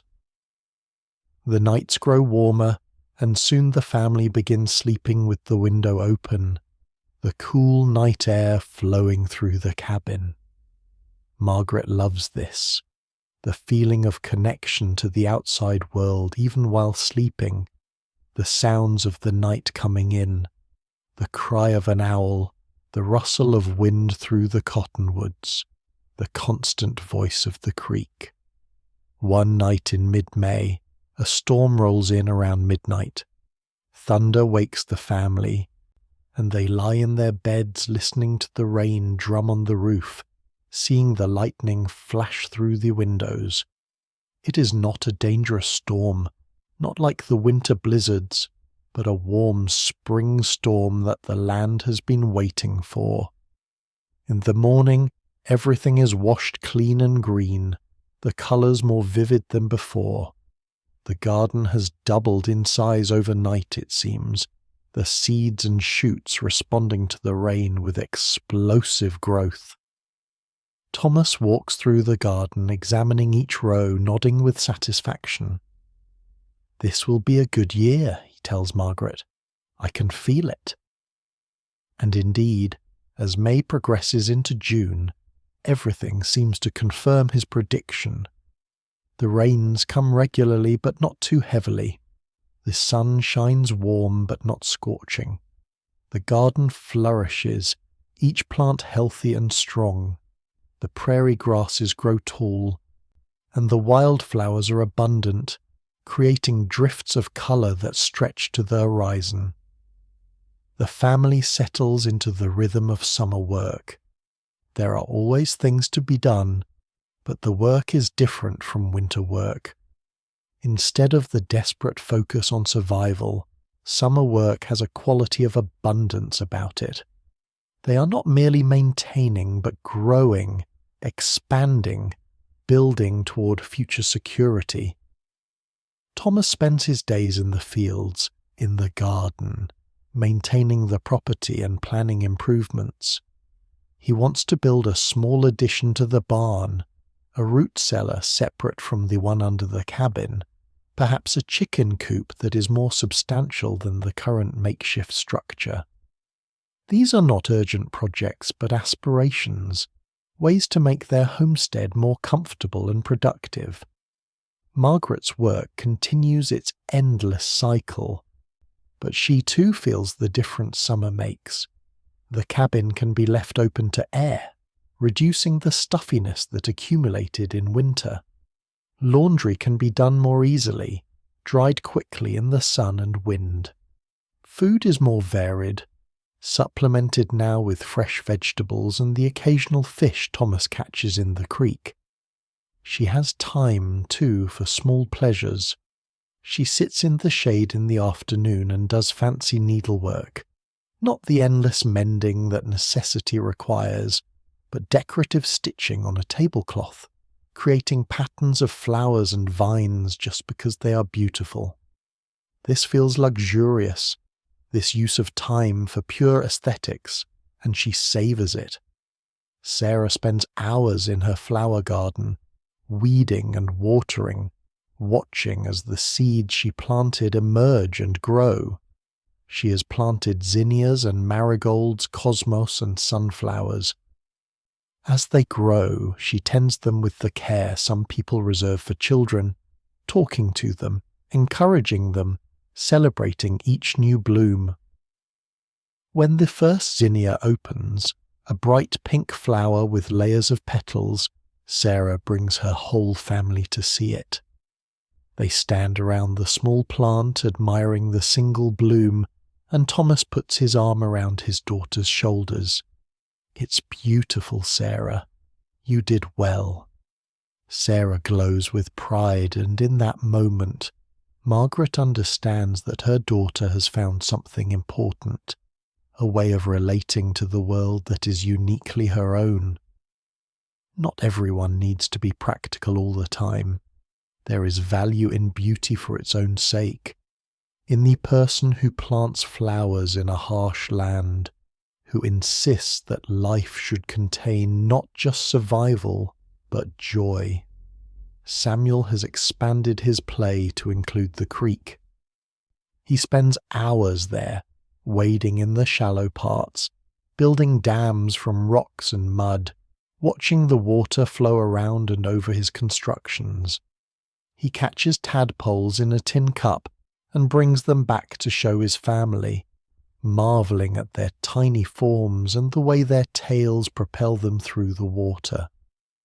Thomas shows him how to catch fish using a line and hook, and Samuel practices with fierce concentration, learning to be still and patient, to wait for the gentle tug that signals a fish investigating the bait.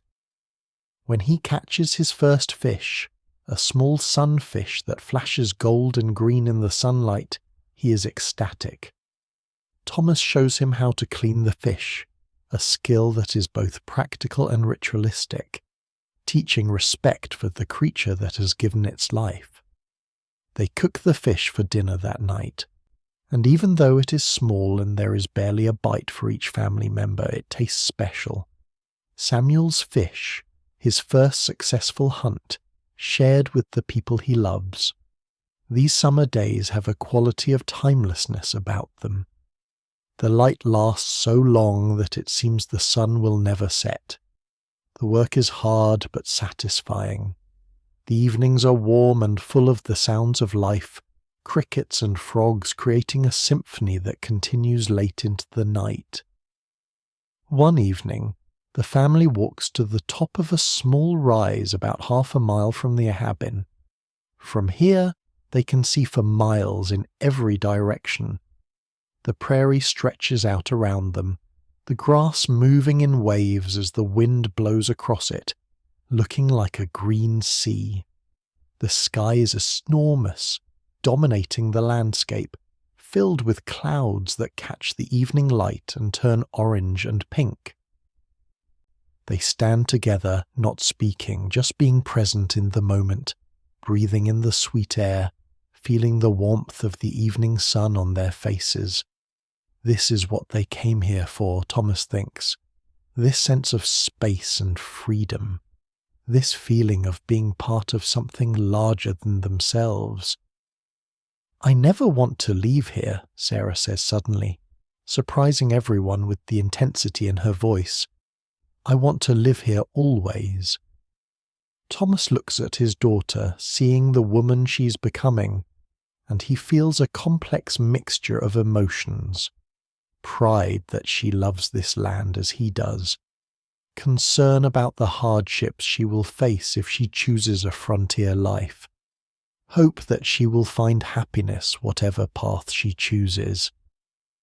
"You may change your mind," he says gently. "As you get older, you might want to see other places. Live in a town or city." "Maybe," Sarah acknowledges, "but right now, in this moment, I can't imagine anywhere better than here." Margaret takes her daughter's hand and squeezes it.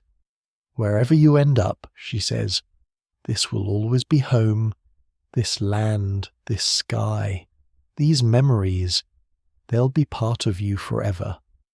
As they walk back to the cabin in the gathering dusk, fireflies begin to appear, their lights winking on and off, creating a magical quality to the evening.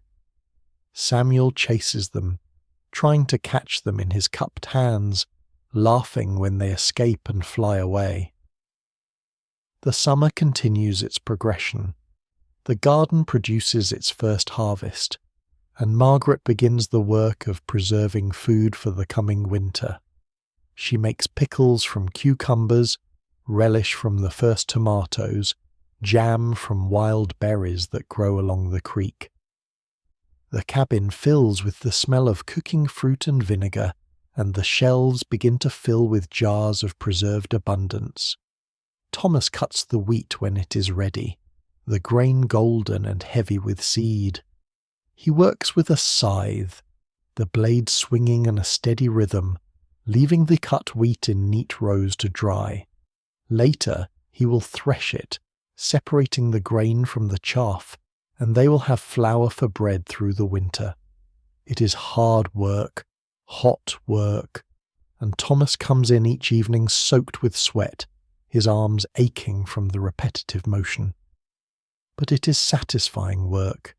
This harvest of the crop he planted in spring, this accumulation of food that will sustain them through another winter. Sarah and Margaret help with the harvest, binding the cut wheat into sheaves, stacking them to dry. Their hands grow rough and calloused. Their backs ache from bending, but they work without complaint. This is the price of self-sufficiency, this endless labour, but it is a price they are willing to pay. In late July, Thomas announces that he needs to make a trip to town for supplies they cannot produce themselves: salt, sugar, coffee, nails, a few other essentials.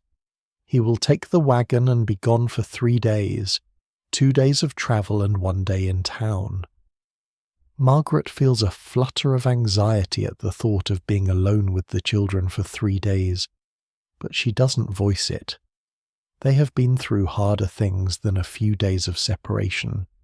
She prepares food for Thomas to take with him, bread and dried meat, and she makes a list of things she needs: fabric for winter clothes, thread, buttons. The morning Thomas leaves, the family gathers to see him off. He has loaded the wagon with furs and extra vegetables to trade, hoping to reduce the amount of cash he needs to spend. He embraces each family member, giving final instructions to Samuel about caring for the animals, reminding Sarah to help her mother, kissing Margaret with the tenderness that speaks of how much she means to him. 3 days, he says. I'll be back 3 days from now before dark. They watch as the wagon rolls away, Thomas raising his hand in a final wave. Then he is gone, disappearing into the vastness of the prairie, and the 3 remaining family members feel his absence like a physical thing. But they manage. Margaret and Sarah do the work that needs doing, and Samuel takes his responsibilities seriously, caring for the animals with careful attention. The 3 days pass without incident, and on the evening of the 3rd day, they stand outside watching the horizon, waiting for Thomas to appear. And then he does, the wagon materializing out of the distance, growing larger as it approaches. Relief floods through Margaret, though she hadn't realized how worried she had been until the worry lifted. Thomas is home, and all is well. He brings not just supplies, but news from town, stories of other families, reports of events in the wider world. He tells them about a new family that has arrived, planning to homestead land to the east. He reports that the railroad is slowly pushing closer, that someday there might be a train station within a day's travel. He also brings small treats, peppermint sticks for the children, a length of ribbon for Sarah, a new tin cup for Margaret to replace one that has cracked. These small gifts are treasures, evidence of his thoughtfulness, his desire to bring them joy as well as practical necessities.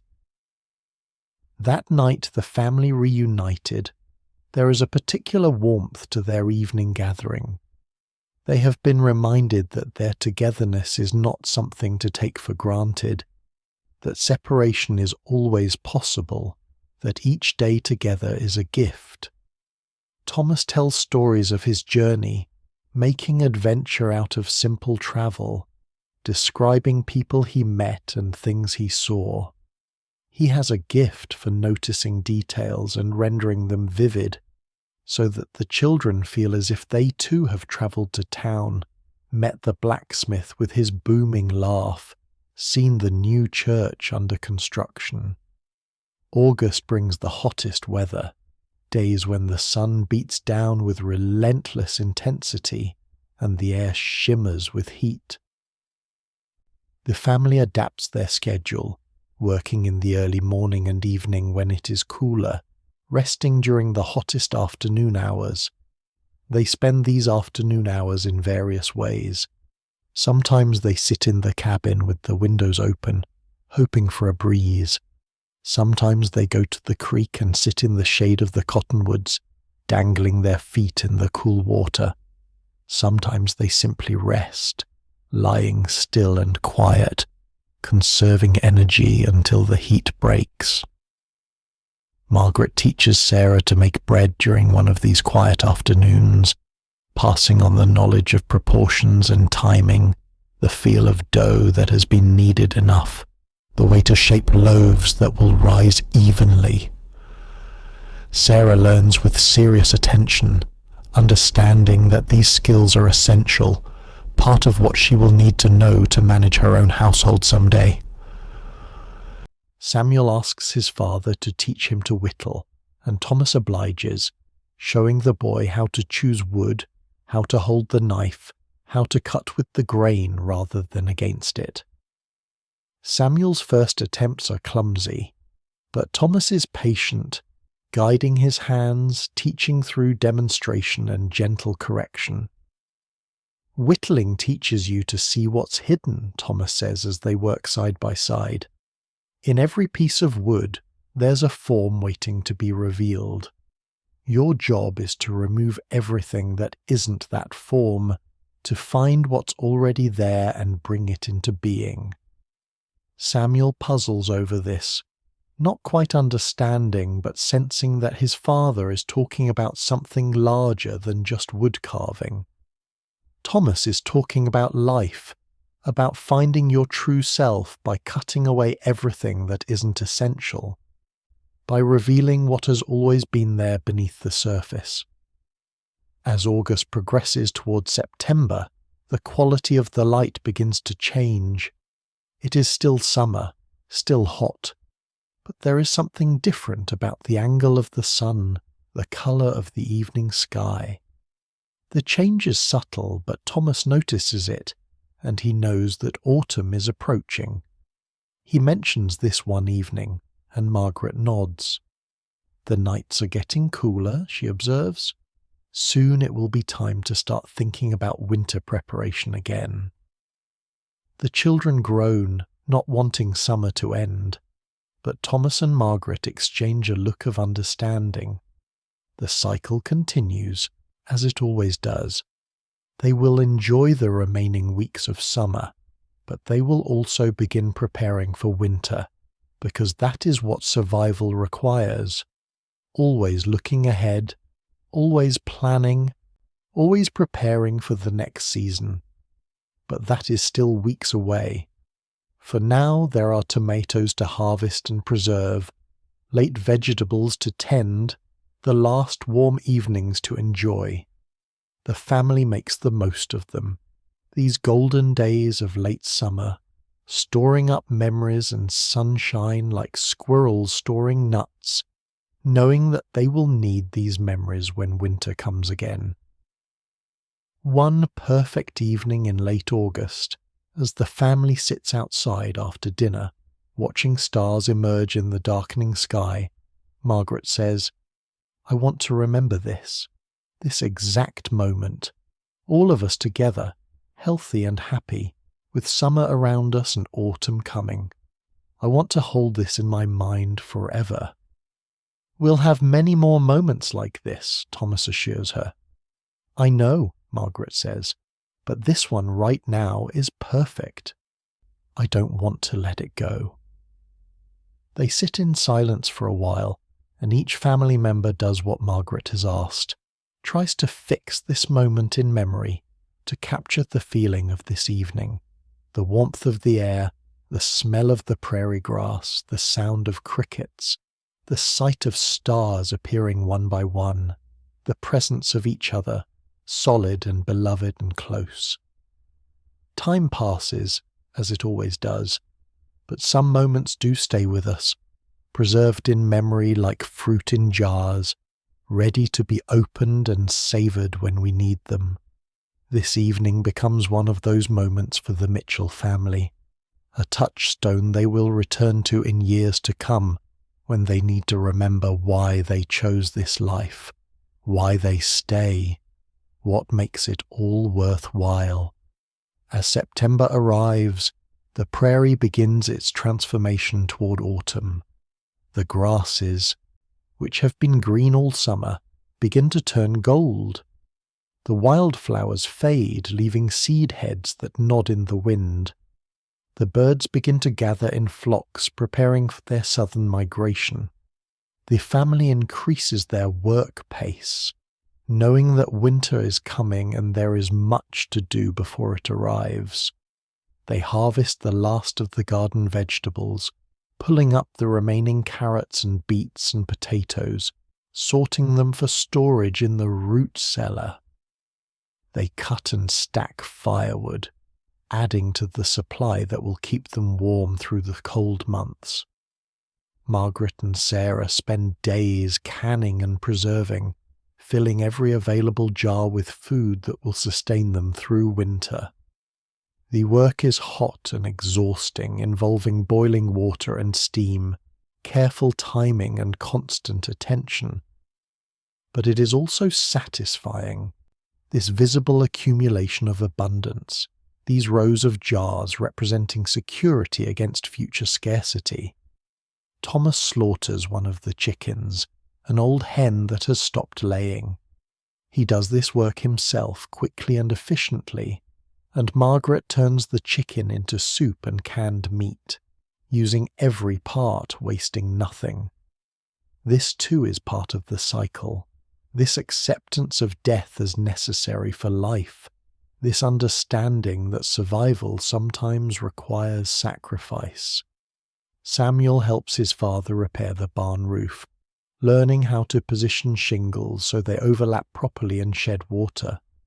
It is careful work, important work, because a sound roof means dry animals and dry hay, and these are essential for winter survival. Sarah works with her mother on sewing projects, making new winter clothes to replace ones the children have outgrown. She's becoming quite skilled with a needle, her stitches even and strong. Margaret watches her daughter work and feels proud, knowing that Sarah has learned well, that she has the skills she will need to care for herself and her own family someday. As the days shorten and the nights grow longer, the family resumes their winter routine of gathering close in the evenings, telling stories and talking, finding entertainment in each other's company rather than in the outside world. The transition from summer to winter mode is gradual but definite, a closing in, a turning inward. One night in late September, Thomas tells them about the years ahead, about his hopes and plans for the homestead. "In a few years," he says, "if we continue to have good harvests, we might be able to build a bigger house. Not much bigger, but maybe with separate rooms for sleeping, and I'd like to build a proper barn with a hayloft and stalls for each animal." "Will we always live here?" Samuel asks. "Will we ever move to town?" Thomas considers the question seriously. "I don't know," he admits. "Right now, this life suits us. But things change. You children will grow up and make your own choices about where to live. Your mother and I might decide differently as we get older. Life is full of changes, and we have to stay open to them. But for now," Margaret adds, "this is home, and we're grateful for it." "I am too," Sarah says. "Even when winter is hard, even when we're cold and tired, I'm grateful to be here, to be together." "That's the right spirit," Thomas says. "Gratitude isn't just for the easy times, it's especially important in the hard times, when we need to remember what we have instead of focusing on what we lack." October arrives with crisp mornings and warm afternoons, the perfect autumn weather that makes work a pleasure instead of a burden. The family takes advantage of these good days, working hard to complete their winter preparations. Thomas goes hunting and brings back a deer, which provides meat for immediate eating and for preserving. He and Samuel spend a day butchering the animal, and Margaret and Sarah work on smoking and salting the meat, making jerky that will last for months. The family dynamic has shifted subtly over the year. Sarah is more capable now, able to take on adult responsibilities without constant supervision. Samuel is more serious, understanding better what is at stake, why the work they do matters. Margaret and Thomas have grown more confident in their parenting, trusting their children to contribute meaningfully to family survival. One evening, as the family sits around the table after dinner, Thomas says, "I want you to know how proud I am of all of you. This year we've worked together as a real team. Everyone has contributed. Everyone has grown. We're not just surviving here, we're thriving. And that's because of all of us working together." Margaret reaches across the table and takes his hand. Sarah and Samuel exchange glances, embarrassed but pleased by their father's praise. These moments of explicit appreciation are rare, but they are important. These times when feelings are spoken aloud rather than left implicit. As October fades into November, the first frost comes.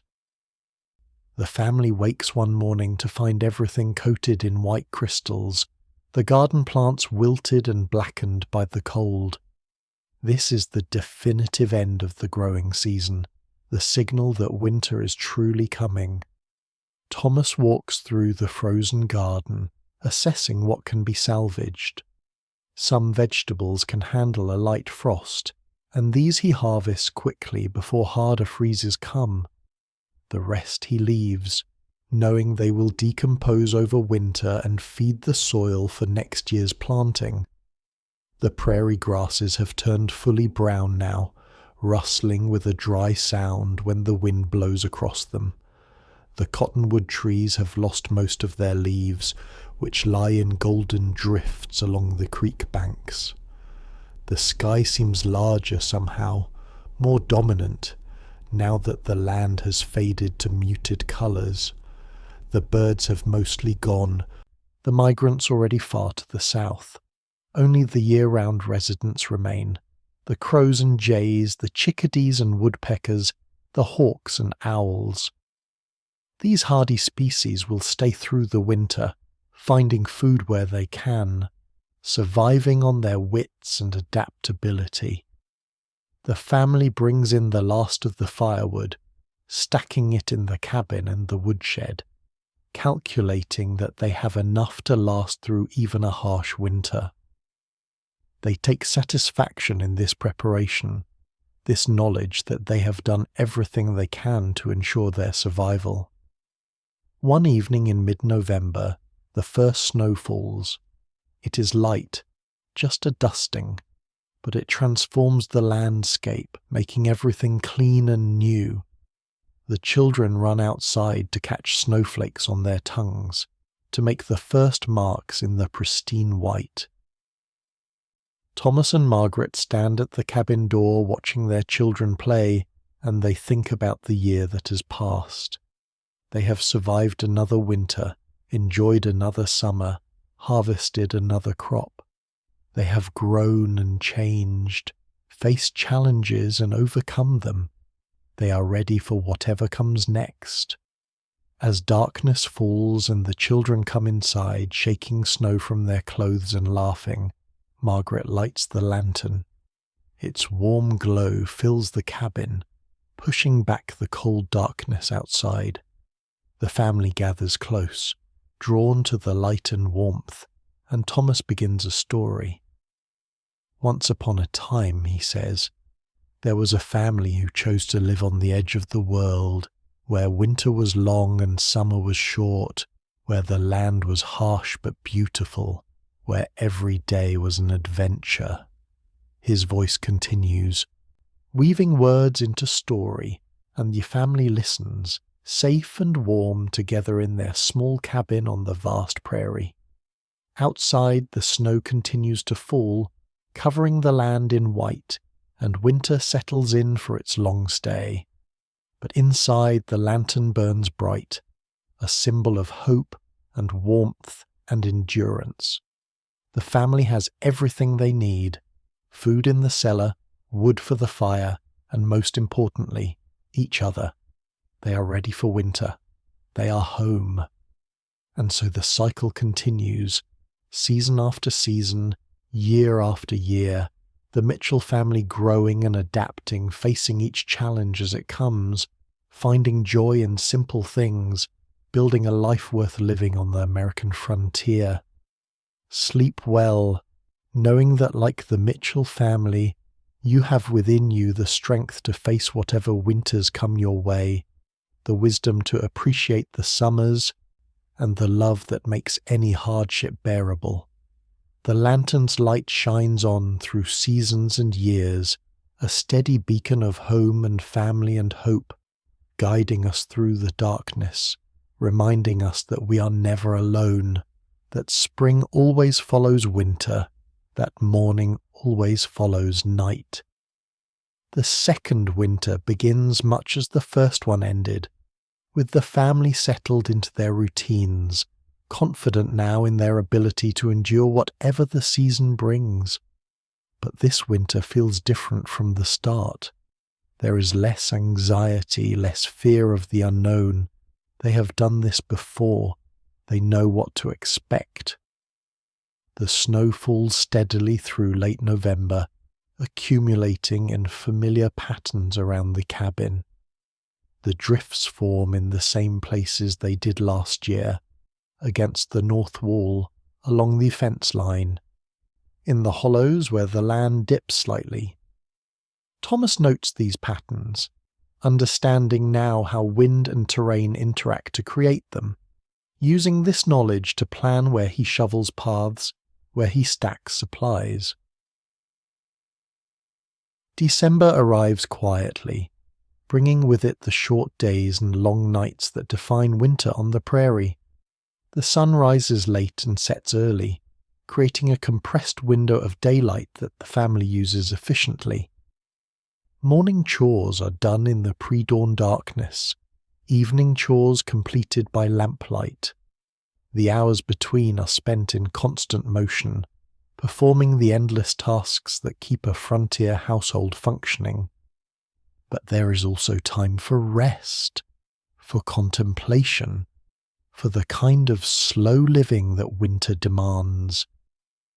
Margaret sits in her rocking chair on a grey afternoon, mending by the light of the window, and she finds herself thinking about the passage of time, about how quickly the children are growing, about how this life has shaped all of them in ways she could never have predicted when they first arrived.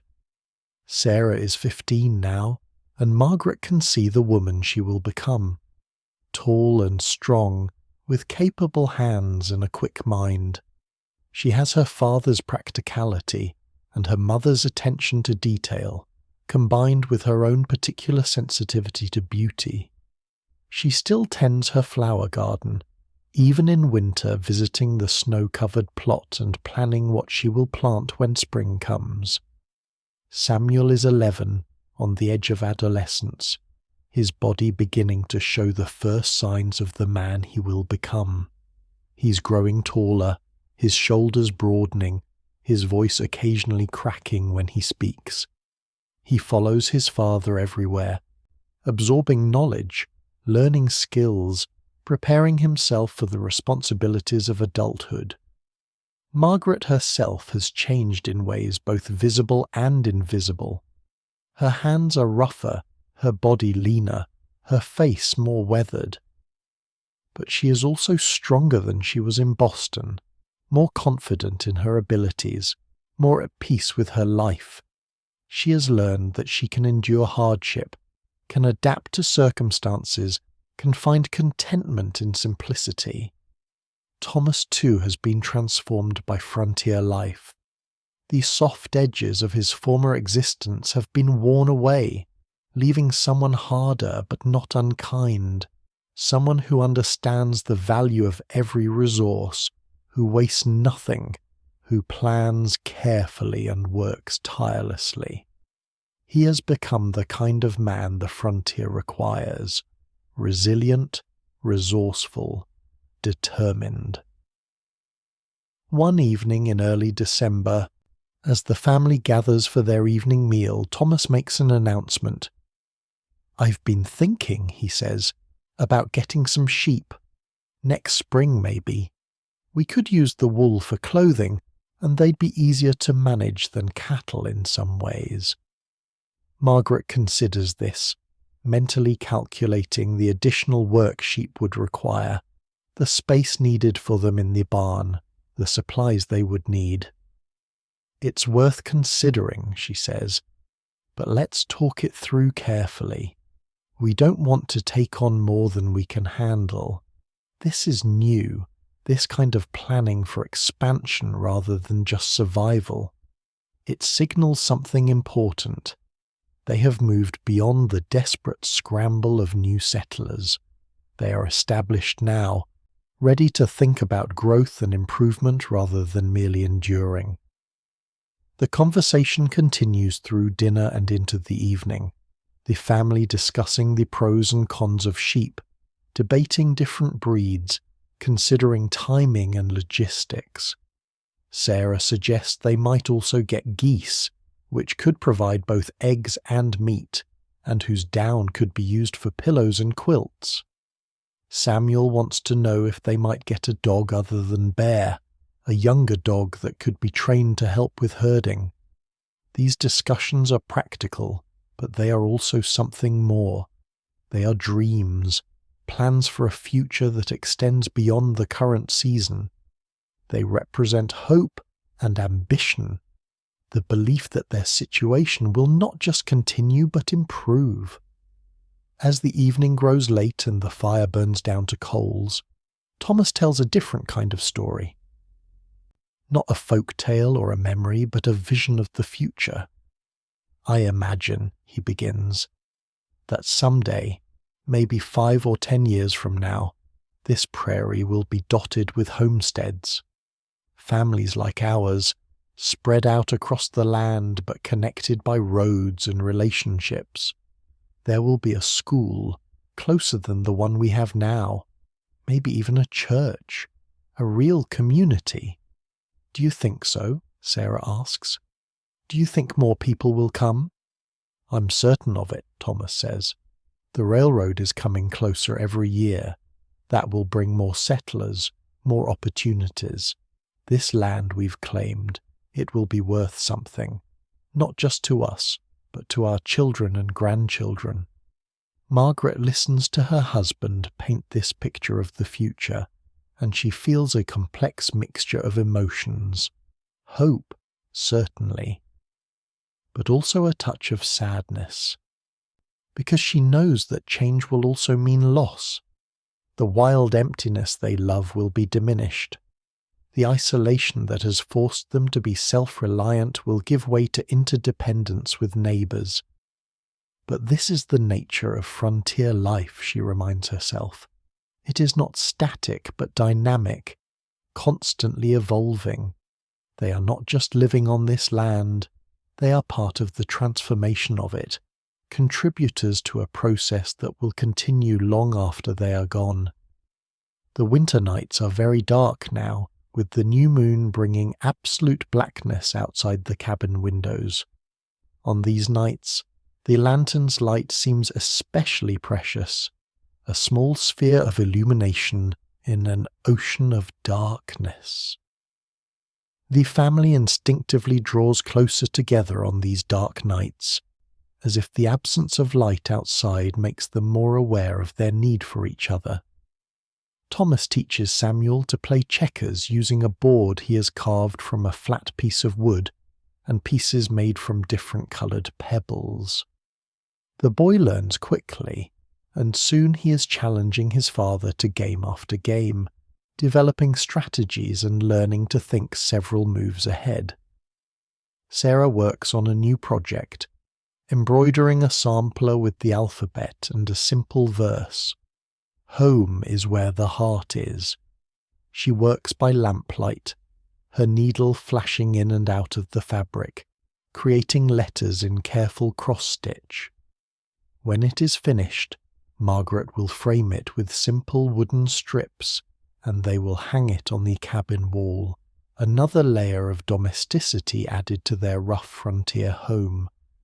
Margaret herself is knitting, as she does almost constantly during winter. Her needles click rhythmically as she creates socks and mittens, scarves and caps, the woolen items that keep her family warm and dry. She has become expert at this work, her hands moving almost automatically, leaving her mind free to wander, to think, to dream.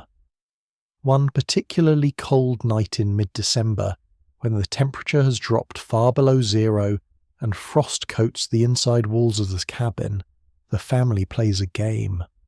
Thomas suggests that each person share their favourite memory from the past year. Samuel goes first. My favourite was catching my first fish, he says, and eating it for dinner with all of you. Sarah thinks for a moment before answering. Mine was in spring, when my first zinnia bloomed. It was so beautiful, and I had grown it myself from a seed. It made me feel like I could create beauty, not just survive. Margaret's choice surprises them all. My favourite was actually during last winter, she says, when Mary was sick and then recovered.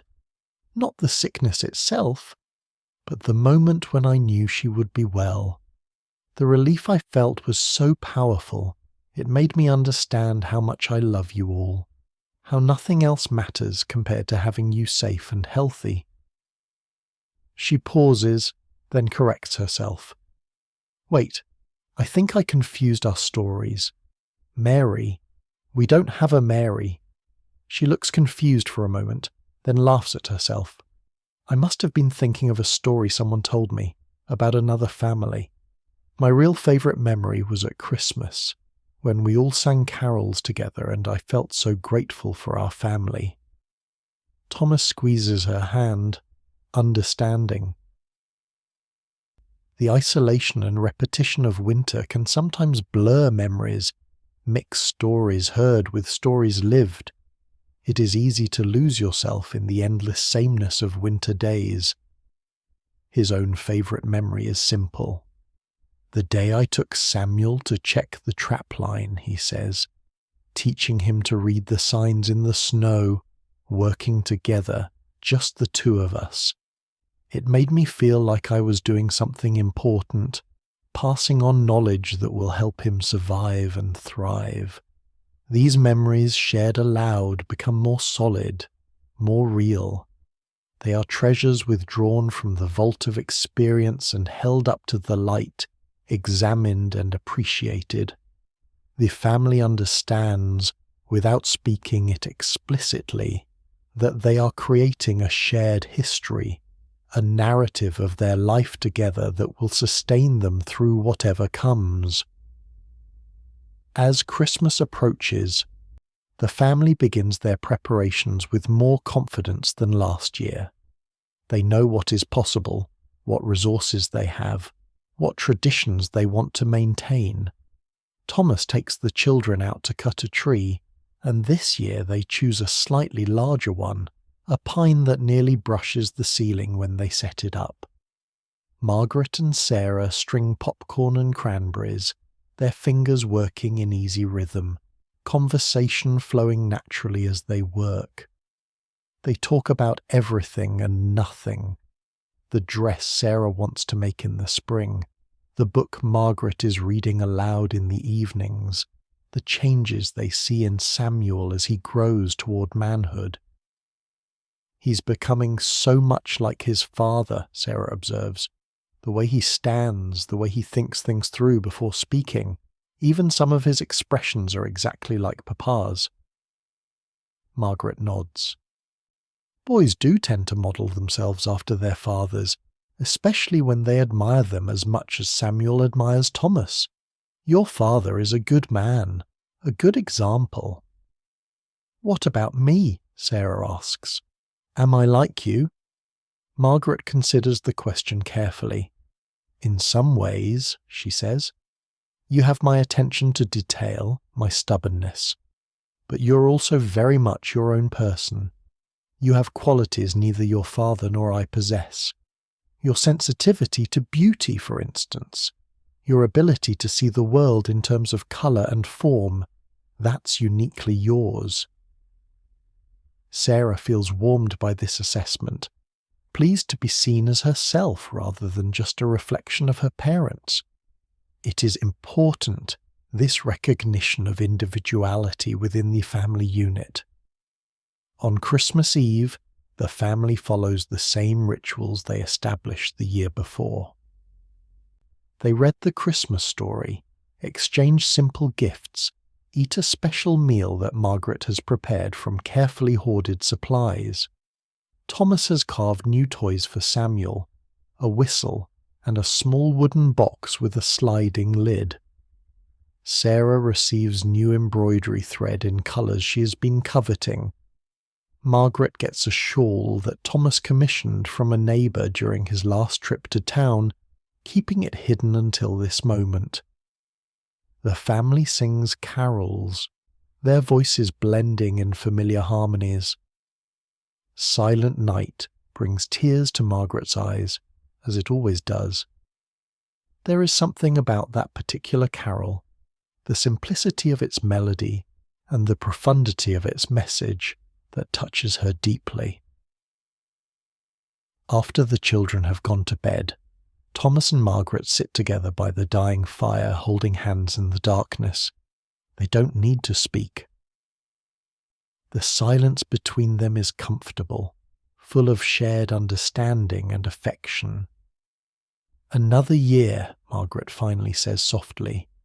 We've made it through another year. And we're stronger for it, Thomas responds. Every year teaches us something, makes us more capable. Do you ever miss Boston? Margaret asks. The ease of it, the comforts.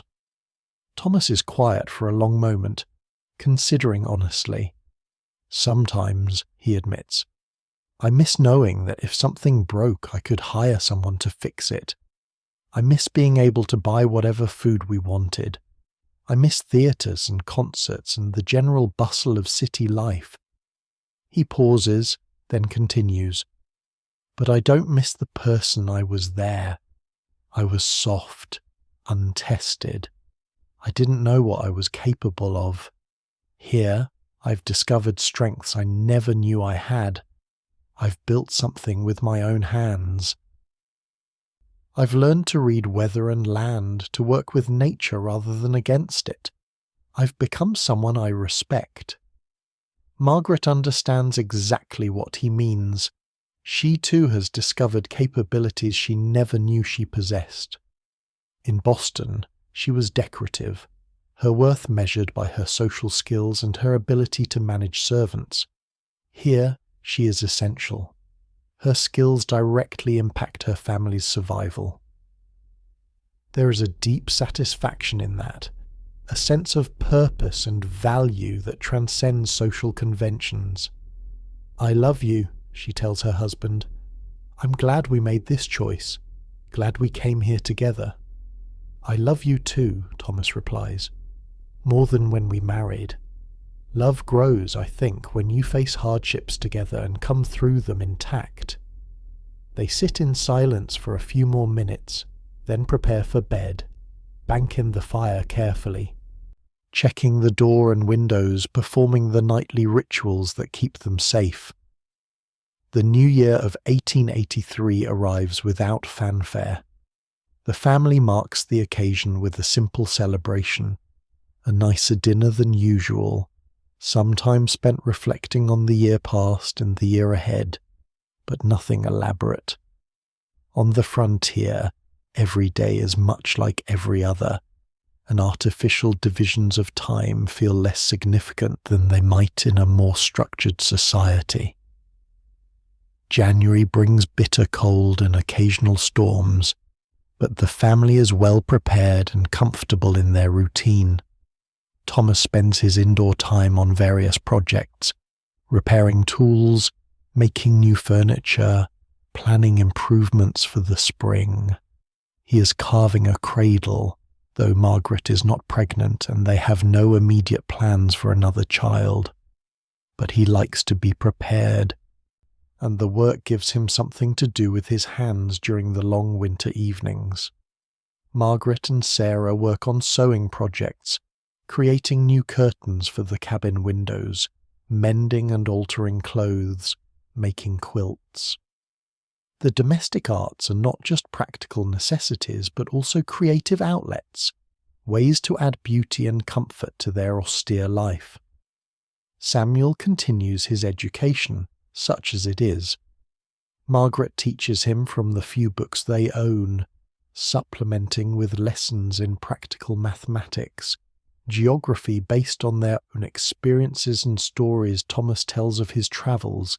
History is passed down through family stories and the few historical texts they possess.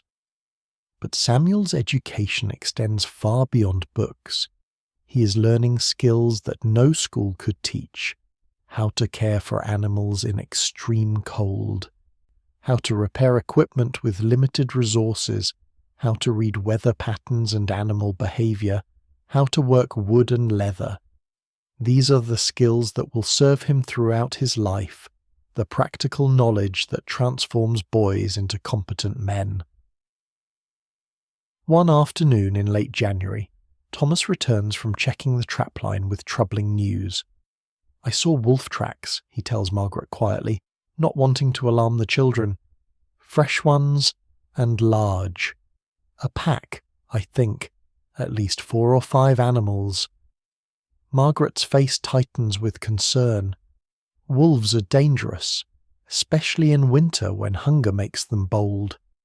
They could threaten the livestock, could even pose a danger to humans if they become desperate enough. "What will you do?" she asks. "Keep watch," Thomas says. "Make sure the animals are secure at night. Maybe set some traps. And pray the wolves find easier prey elsewhere." That night Thomas sits up late, his rifle across his knees, listening to the sounds of the night. He can hear wolves howling in the distance, their voices rising and falling in eerie harmonies. It is a beautiful sound in its way, but also chilling, a reminder that they share this land with predators, that the wilderness is never entirely tamed. For several nights, Thomas maintains his vigil, and Margaret lies awake beside him, both of them alert to any sound that might indicate danger. But the wolves do not come close to the cabin. They move on, following the deer herds, seeking easier prey than the well-defended homestead. Still, the incident reminds the family of their vulnerability, of how quickly safety can become danger, how constant vigilance is required for survival. It is a sobering reminder, but also one they accept as part of the life they have chosen. February arrives with slightly longer days, and the first subtle hints that winter will not last forever. The sun climbs a bit higher in the sky. The quality of light changes, becoming less harsh, more golden. These changes are barely perceptible day to day, but over the course of the month, they accumulate into something noticeable. Thomas begins planning for spring in earnest. He makes lists of tasks that will need to be done: repairing the barn roof, expanding the garden, building the sheep pen if they decide to get sheep, ploughing and planting the fields. The list is long, and he knows that spring and summer will be filled with hard work, but he looks forward to it. Winter's enforced idleness weighs on him, makes him restless.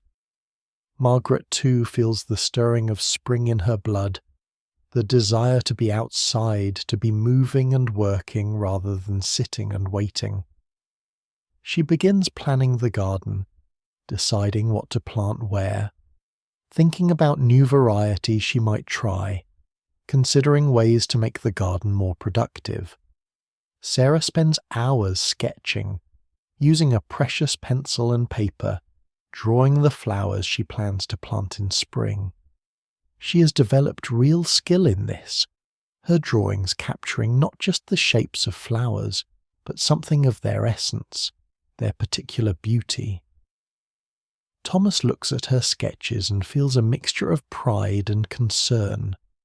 Pride in her talent, concern about what opportunities she will have to develop it in this frontier life.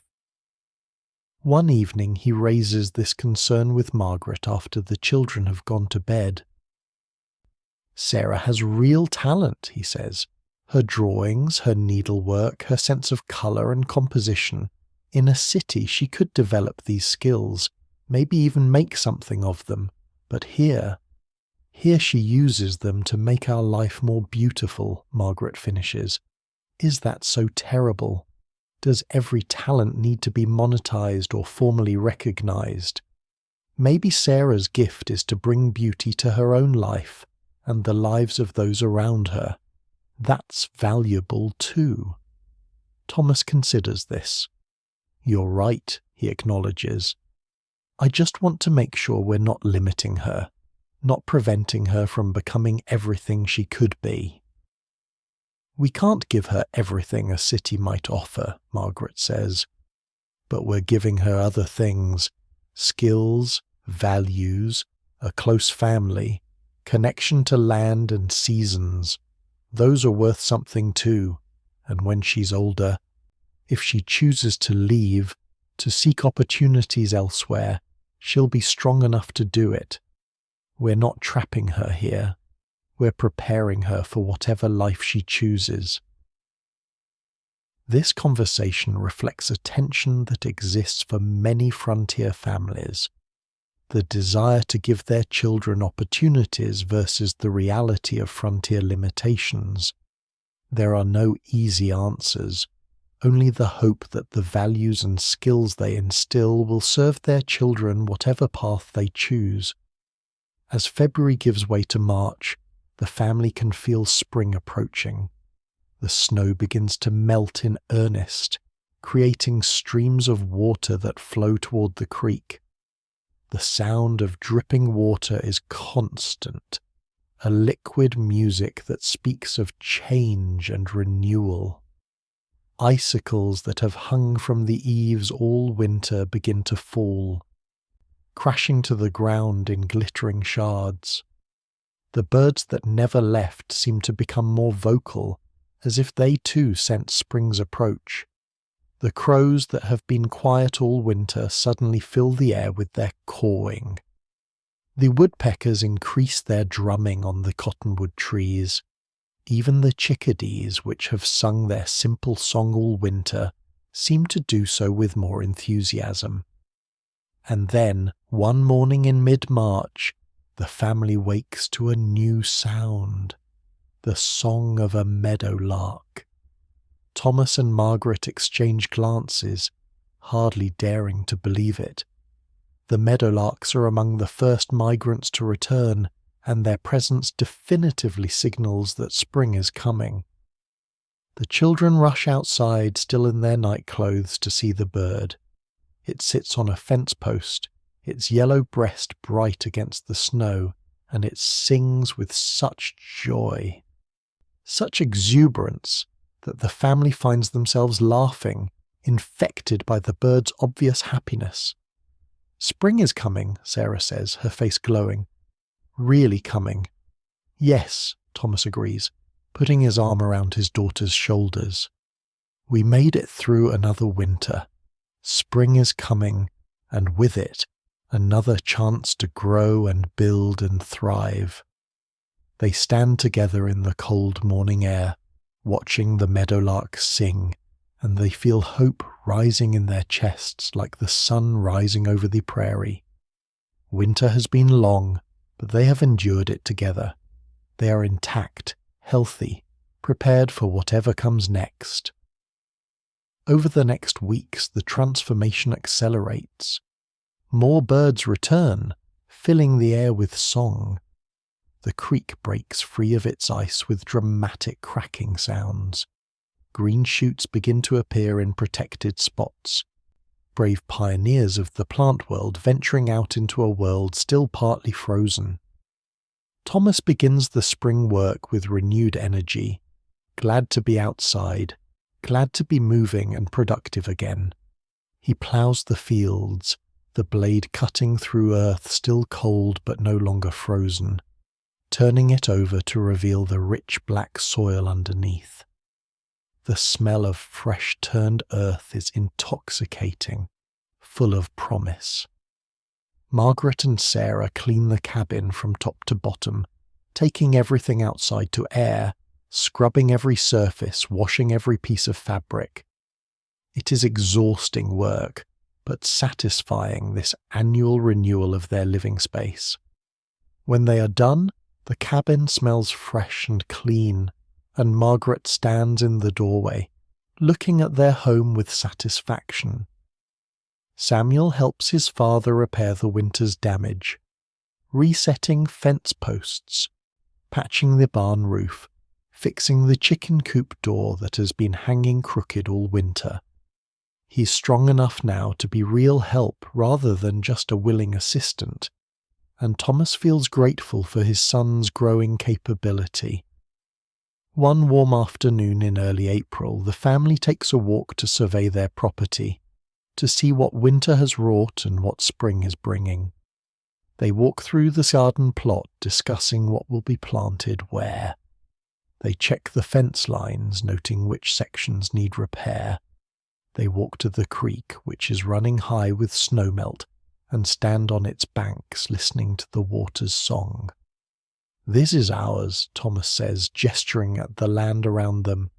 "We've claimed it, worked it, improved it. It's not just land anymore. It's our land, our home." "It's beautiful," Sarah says softly. "Even after all this time, seeing it wake up in spring, I'm amazed by how beautiful it is." They stand together, a family unit strong and intact, looking out at their land, their home, their future. They have survived 2 winters now. They have learned and grown and adapted. They are no longer newcomers struggling to survive. They are frontier people, established, confident, capable. As April progresses into May, the prairie explodes into life. The grass grows tall and green, the wildflowers bloom in waves of colour, the trees leaf out, creating canopies of shade along the creek. The garden produces its first harvest, radishes and lettuce, green onions and early peas. The taste of fresh vegetables after months of preserved food is almost shocking, a reminder of what they've been missing. The family settles into the rhythm of summer work. There is always something to be done, but the work feels different in warm weather, less desperate, more leisurely. They can take breaks in the shade, can work into the long evenings, can enjoy the beauty around them as they work. One evening, as the family sits outside watching the sunset, a rider appears on the horizon. He's moving slowly, and as he draws closer, they can see that he is leading a second horse, laden with packs. Thomas stands, watching carefully, his hand moving unconsciously to where his rifle leans against the cabin wall. But as the rider comes closer, Thomas relaxes. It is their neighbour from 5 miles south, John Peterson, a Swedish immigrant who homesteaded the year before they did. Thomas walks out to meet him, and the two men shake hands, clearly glad to see each other after the long winter of isolation. Peterson has news, stories from town, reports of other families. He tells Thomas that the winter was hard on some homesteaders, that 2 families gave up and returned east. But others survived and are already planning expansions, building additional structures, increasing their livestock. He also brings mail, letters that have been waiting in town since winter closed the roads. There are 2 letters for the Mitchell family, one from Thomas's brother in Pennsylvania, one from Margaret's sister in Massachusetts. These connections to their former lives, their extended families, are precious, and the family gathers around as Thomas reads the letters aloud. His brother writes about life in Pennsylvania, about their aging parents, about work and weather and the small dramas of town life. The words create a window into a world the children barely remember, a place where life is easier but also more constrained, where survival is not a daily concern, but excitement and adventure are also limited. Margaret's sister writes about Boston society, about parties and concerts, about fashion and social events. It all sounds very distant and rather frivolous to the Mitchell family now, but there is also a note of longing in the letter, a sense that Margaret's sister envies her freedom even as she describes her comfortable city life. After Peterson leaves, having shared a meal and some conversation, the family talks about the letters, about the lives their extended families are living, about the choices they have made. "Do you think they understand?" Sarah asks. "Our relatives back east. Do they understand why we stay here? Why we don't come back?" Thomas considers the question. "I don't know if they can truly understand," he says. "Unless you've lived this life, experienced this freedom and this hardship, it's hard to really grasp. But I think they try to understand, and they respect our choice, even if they don't fully comprehend it."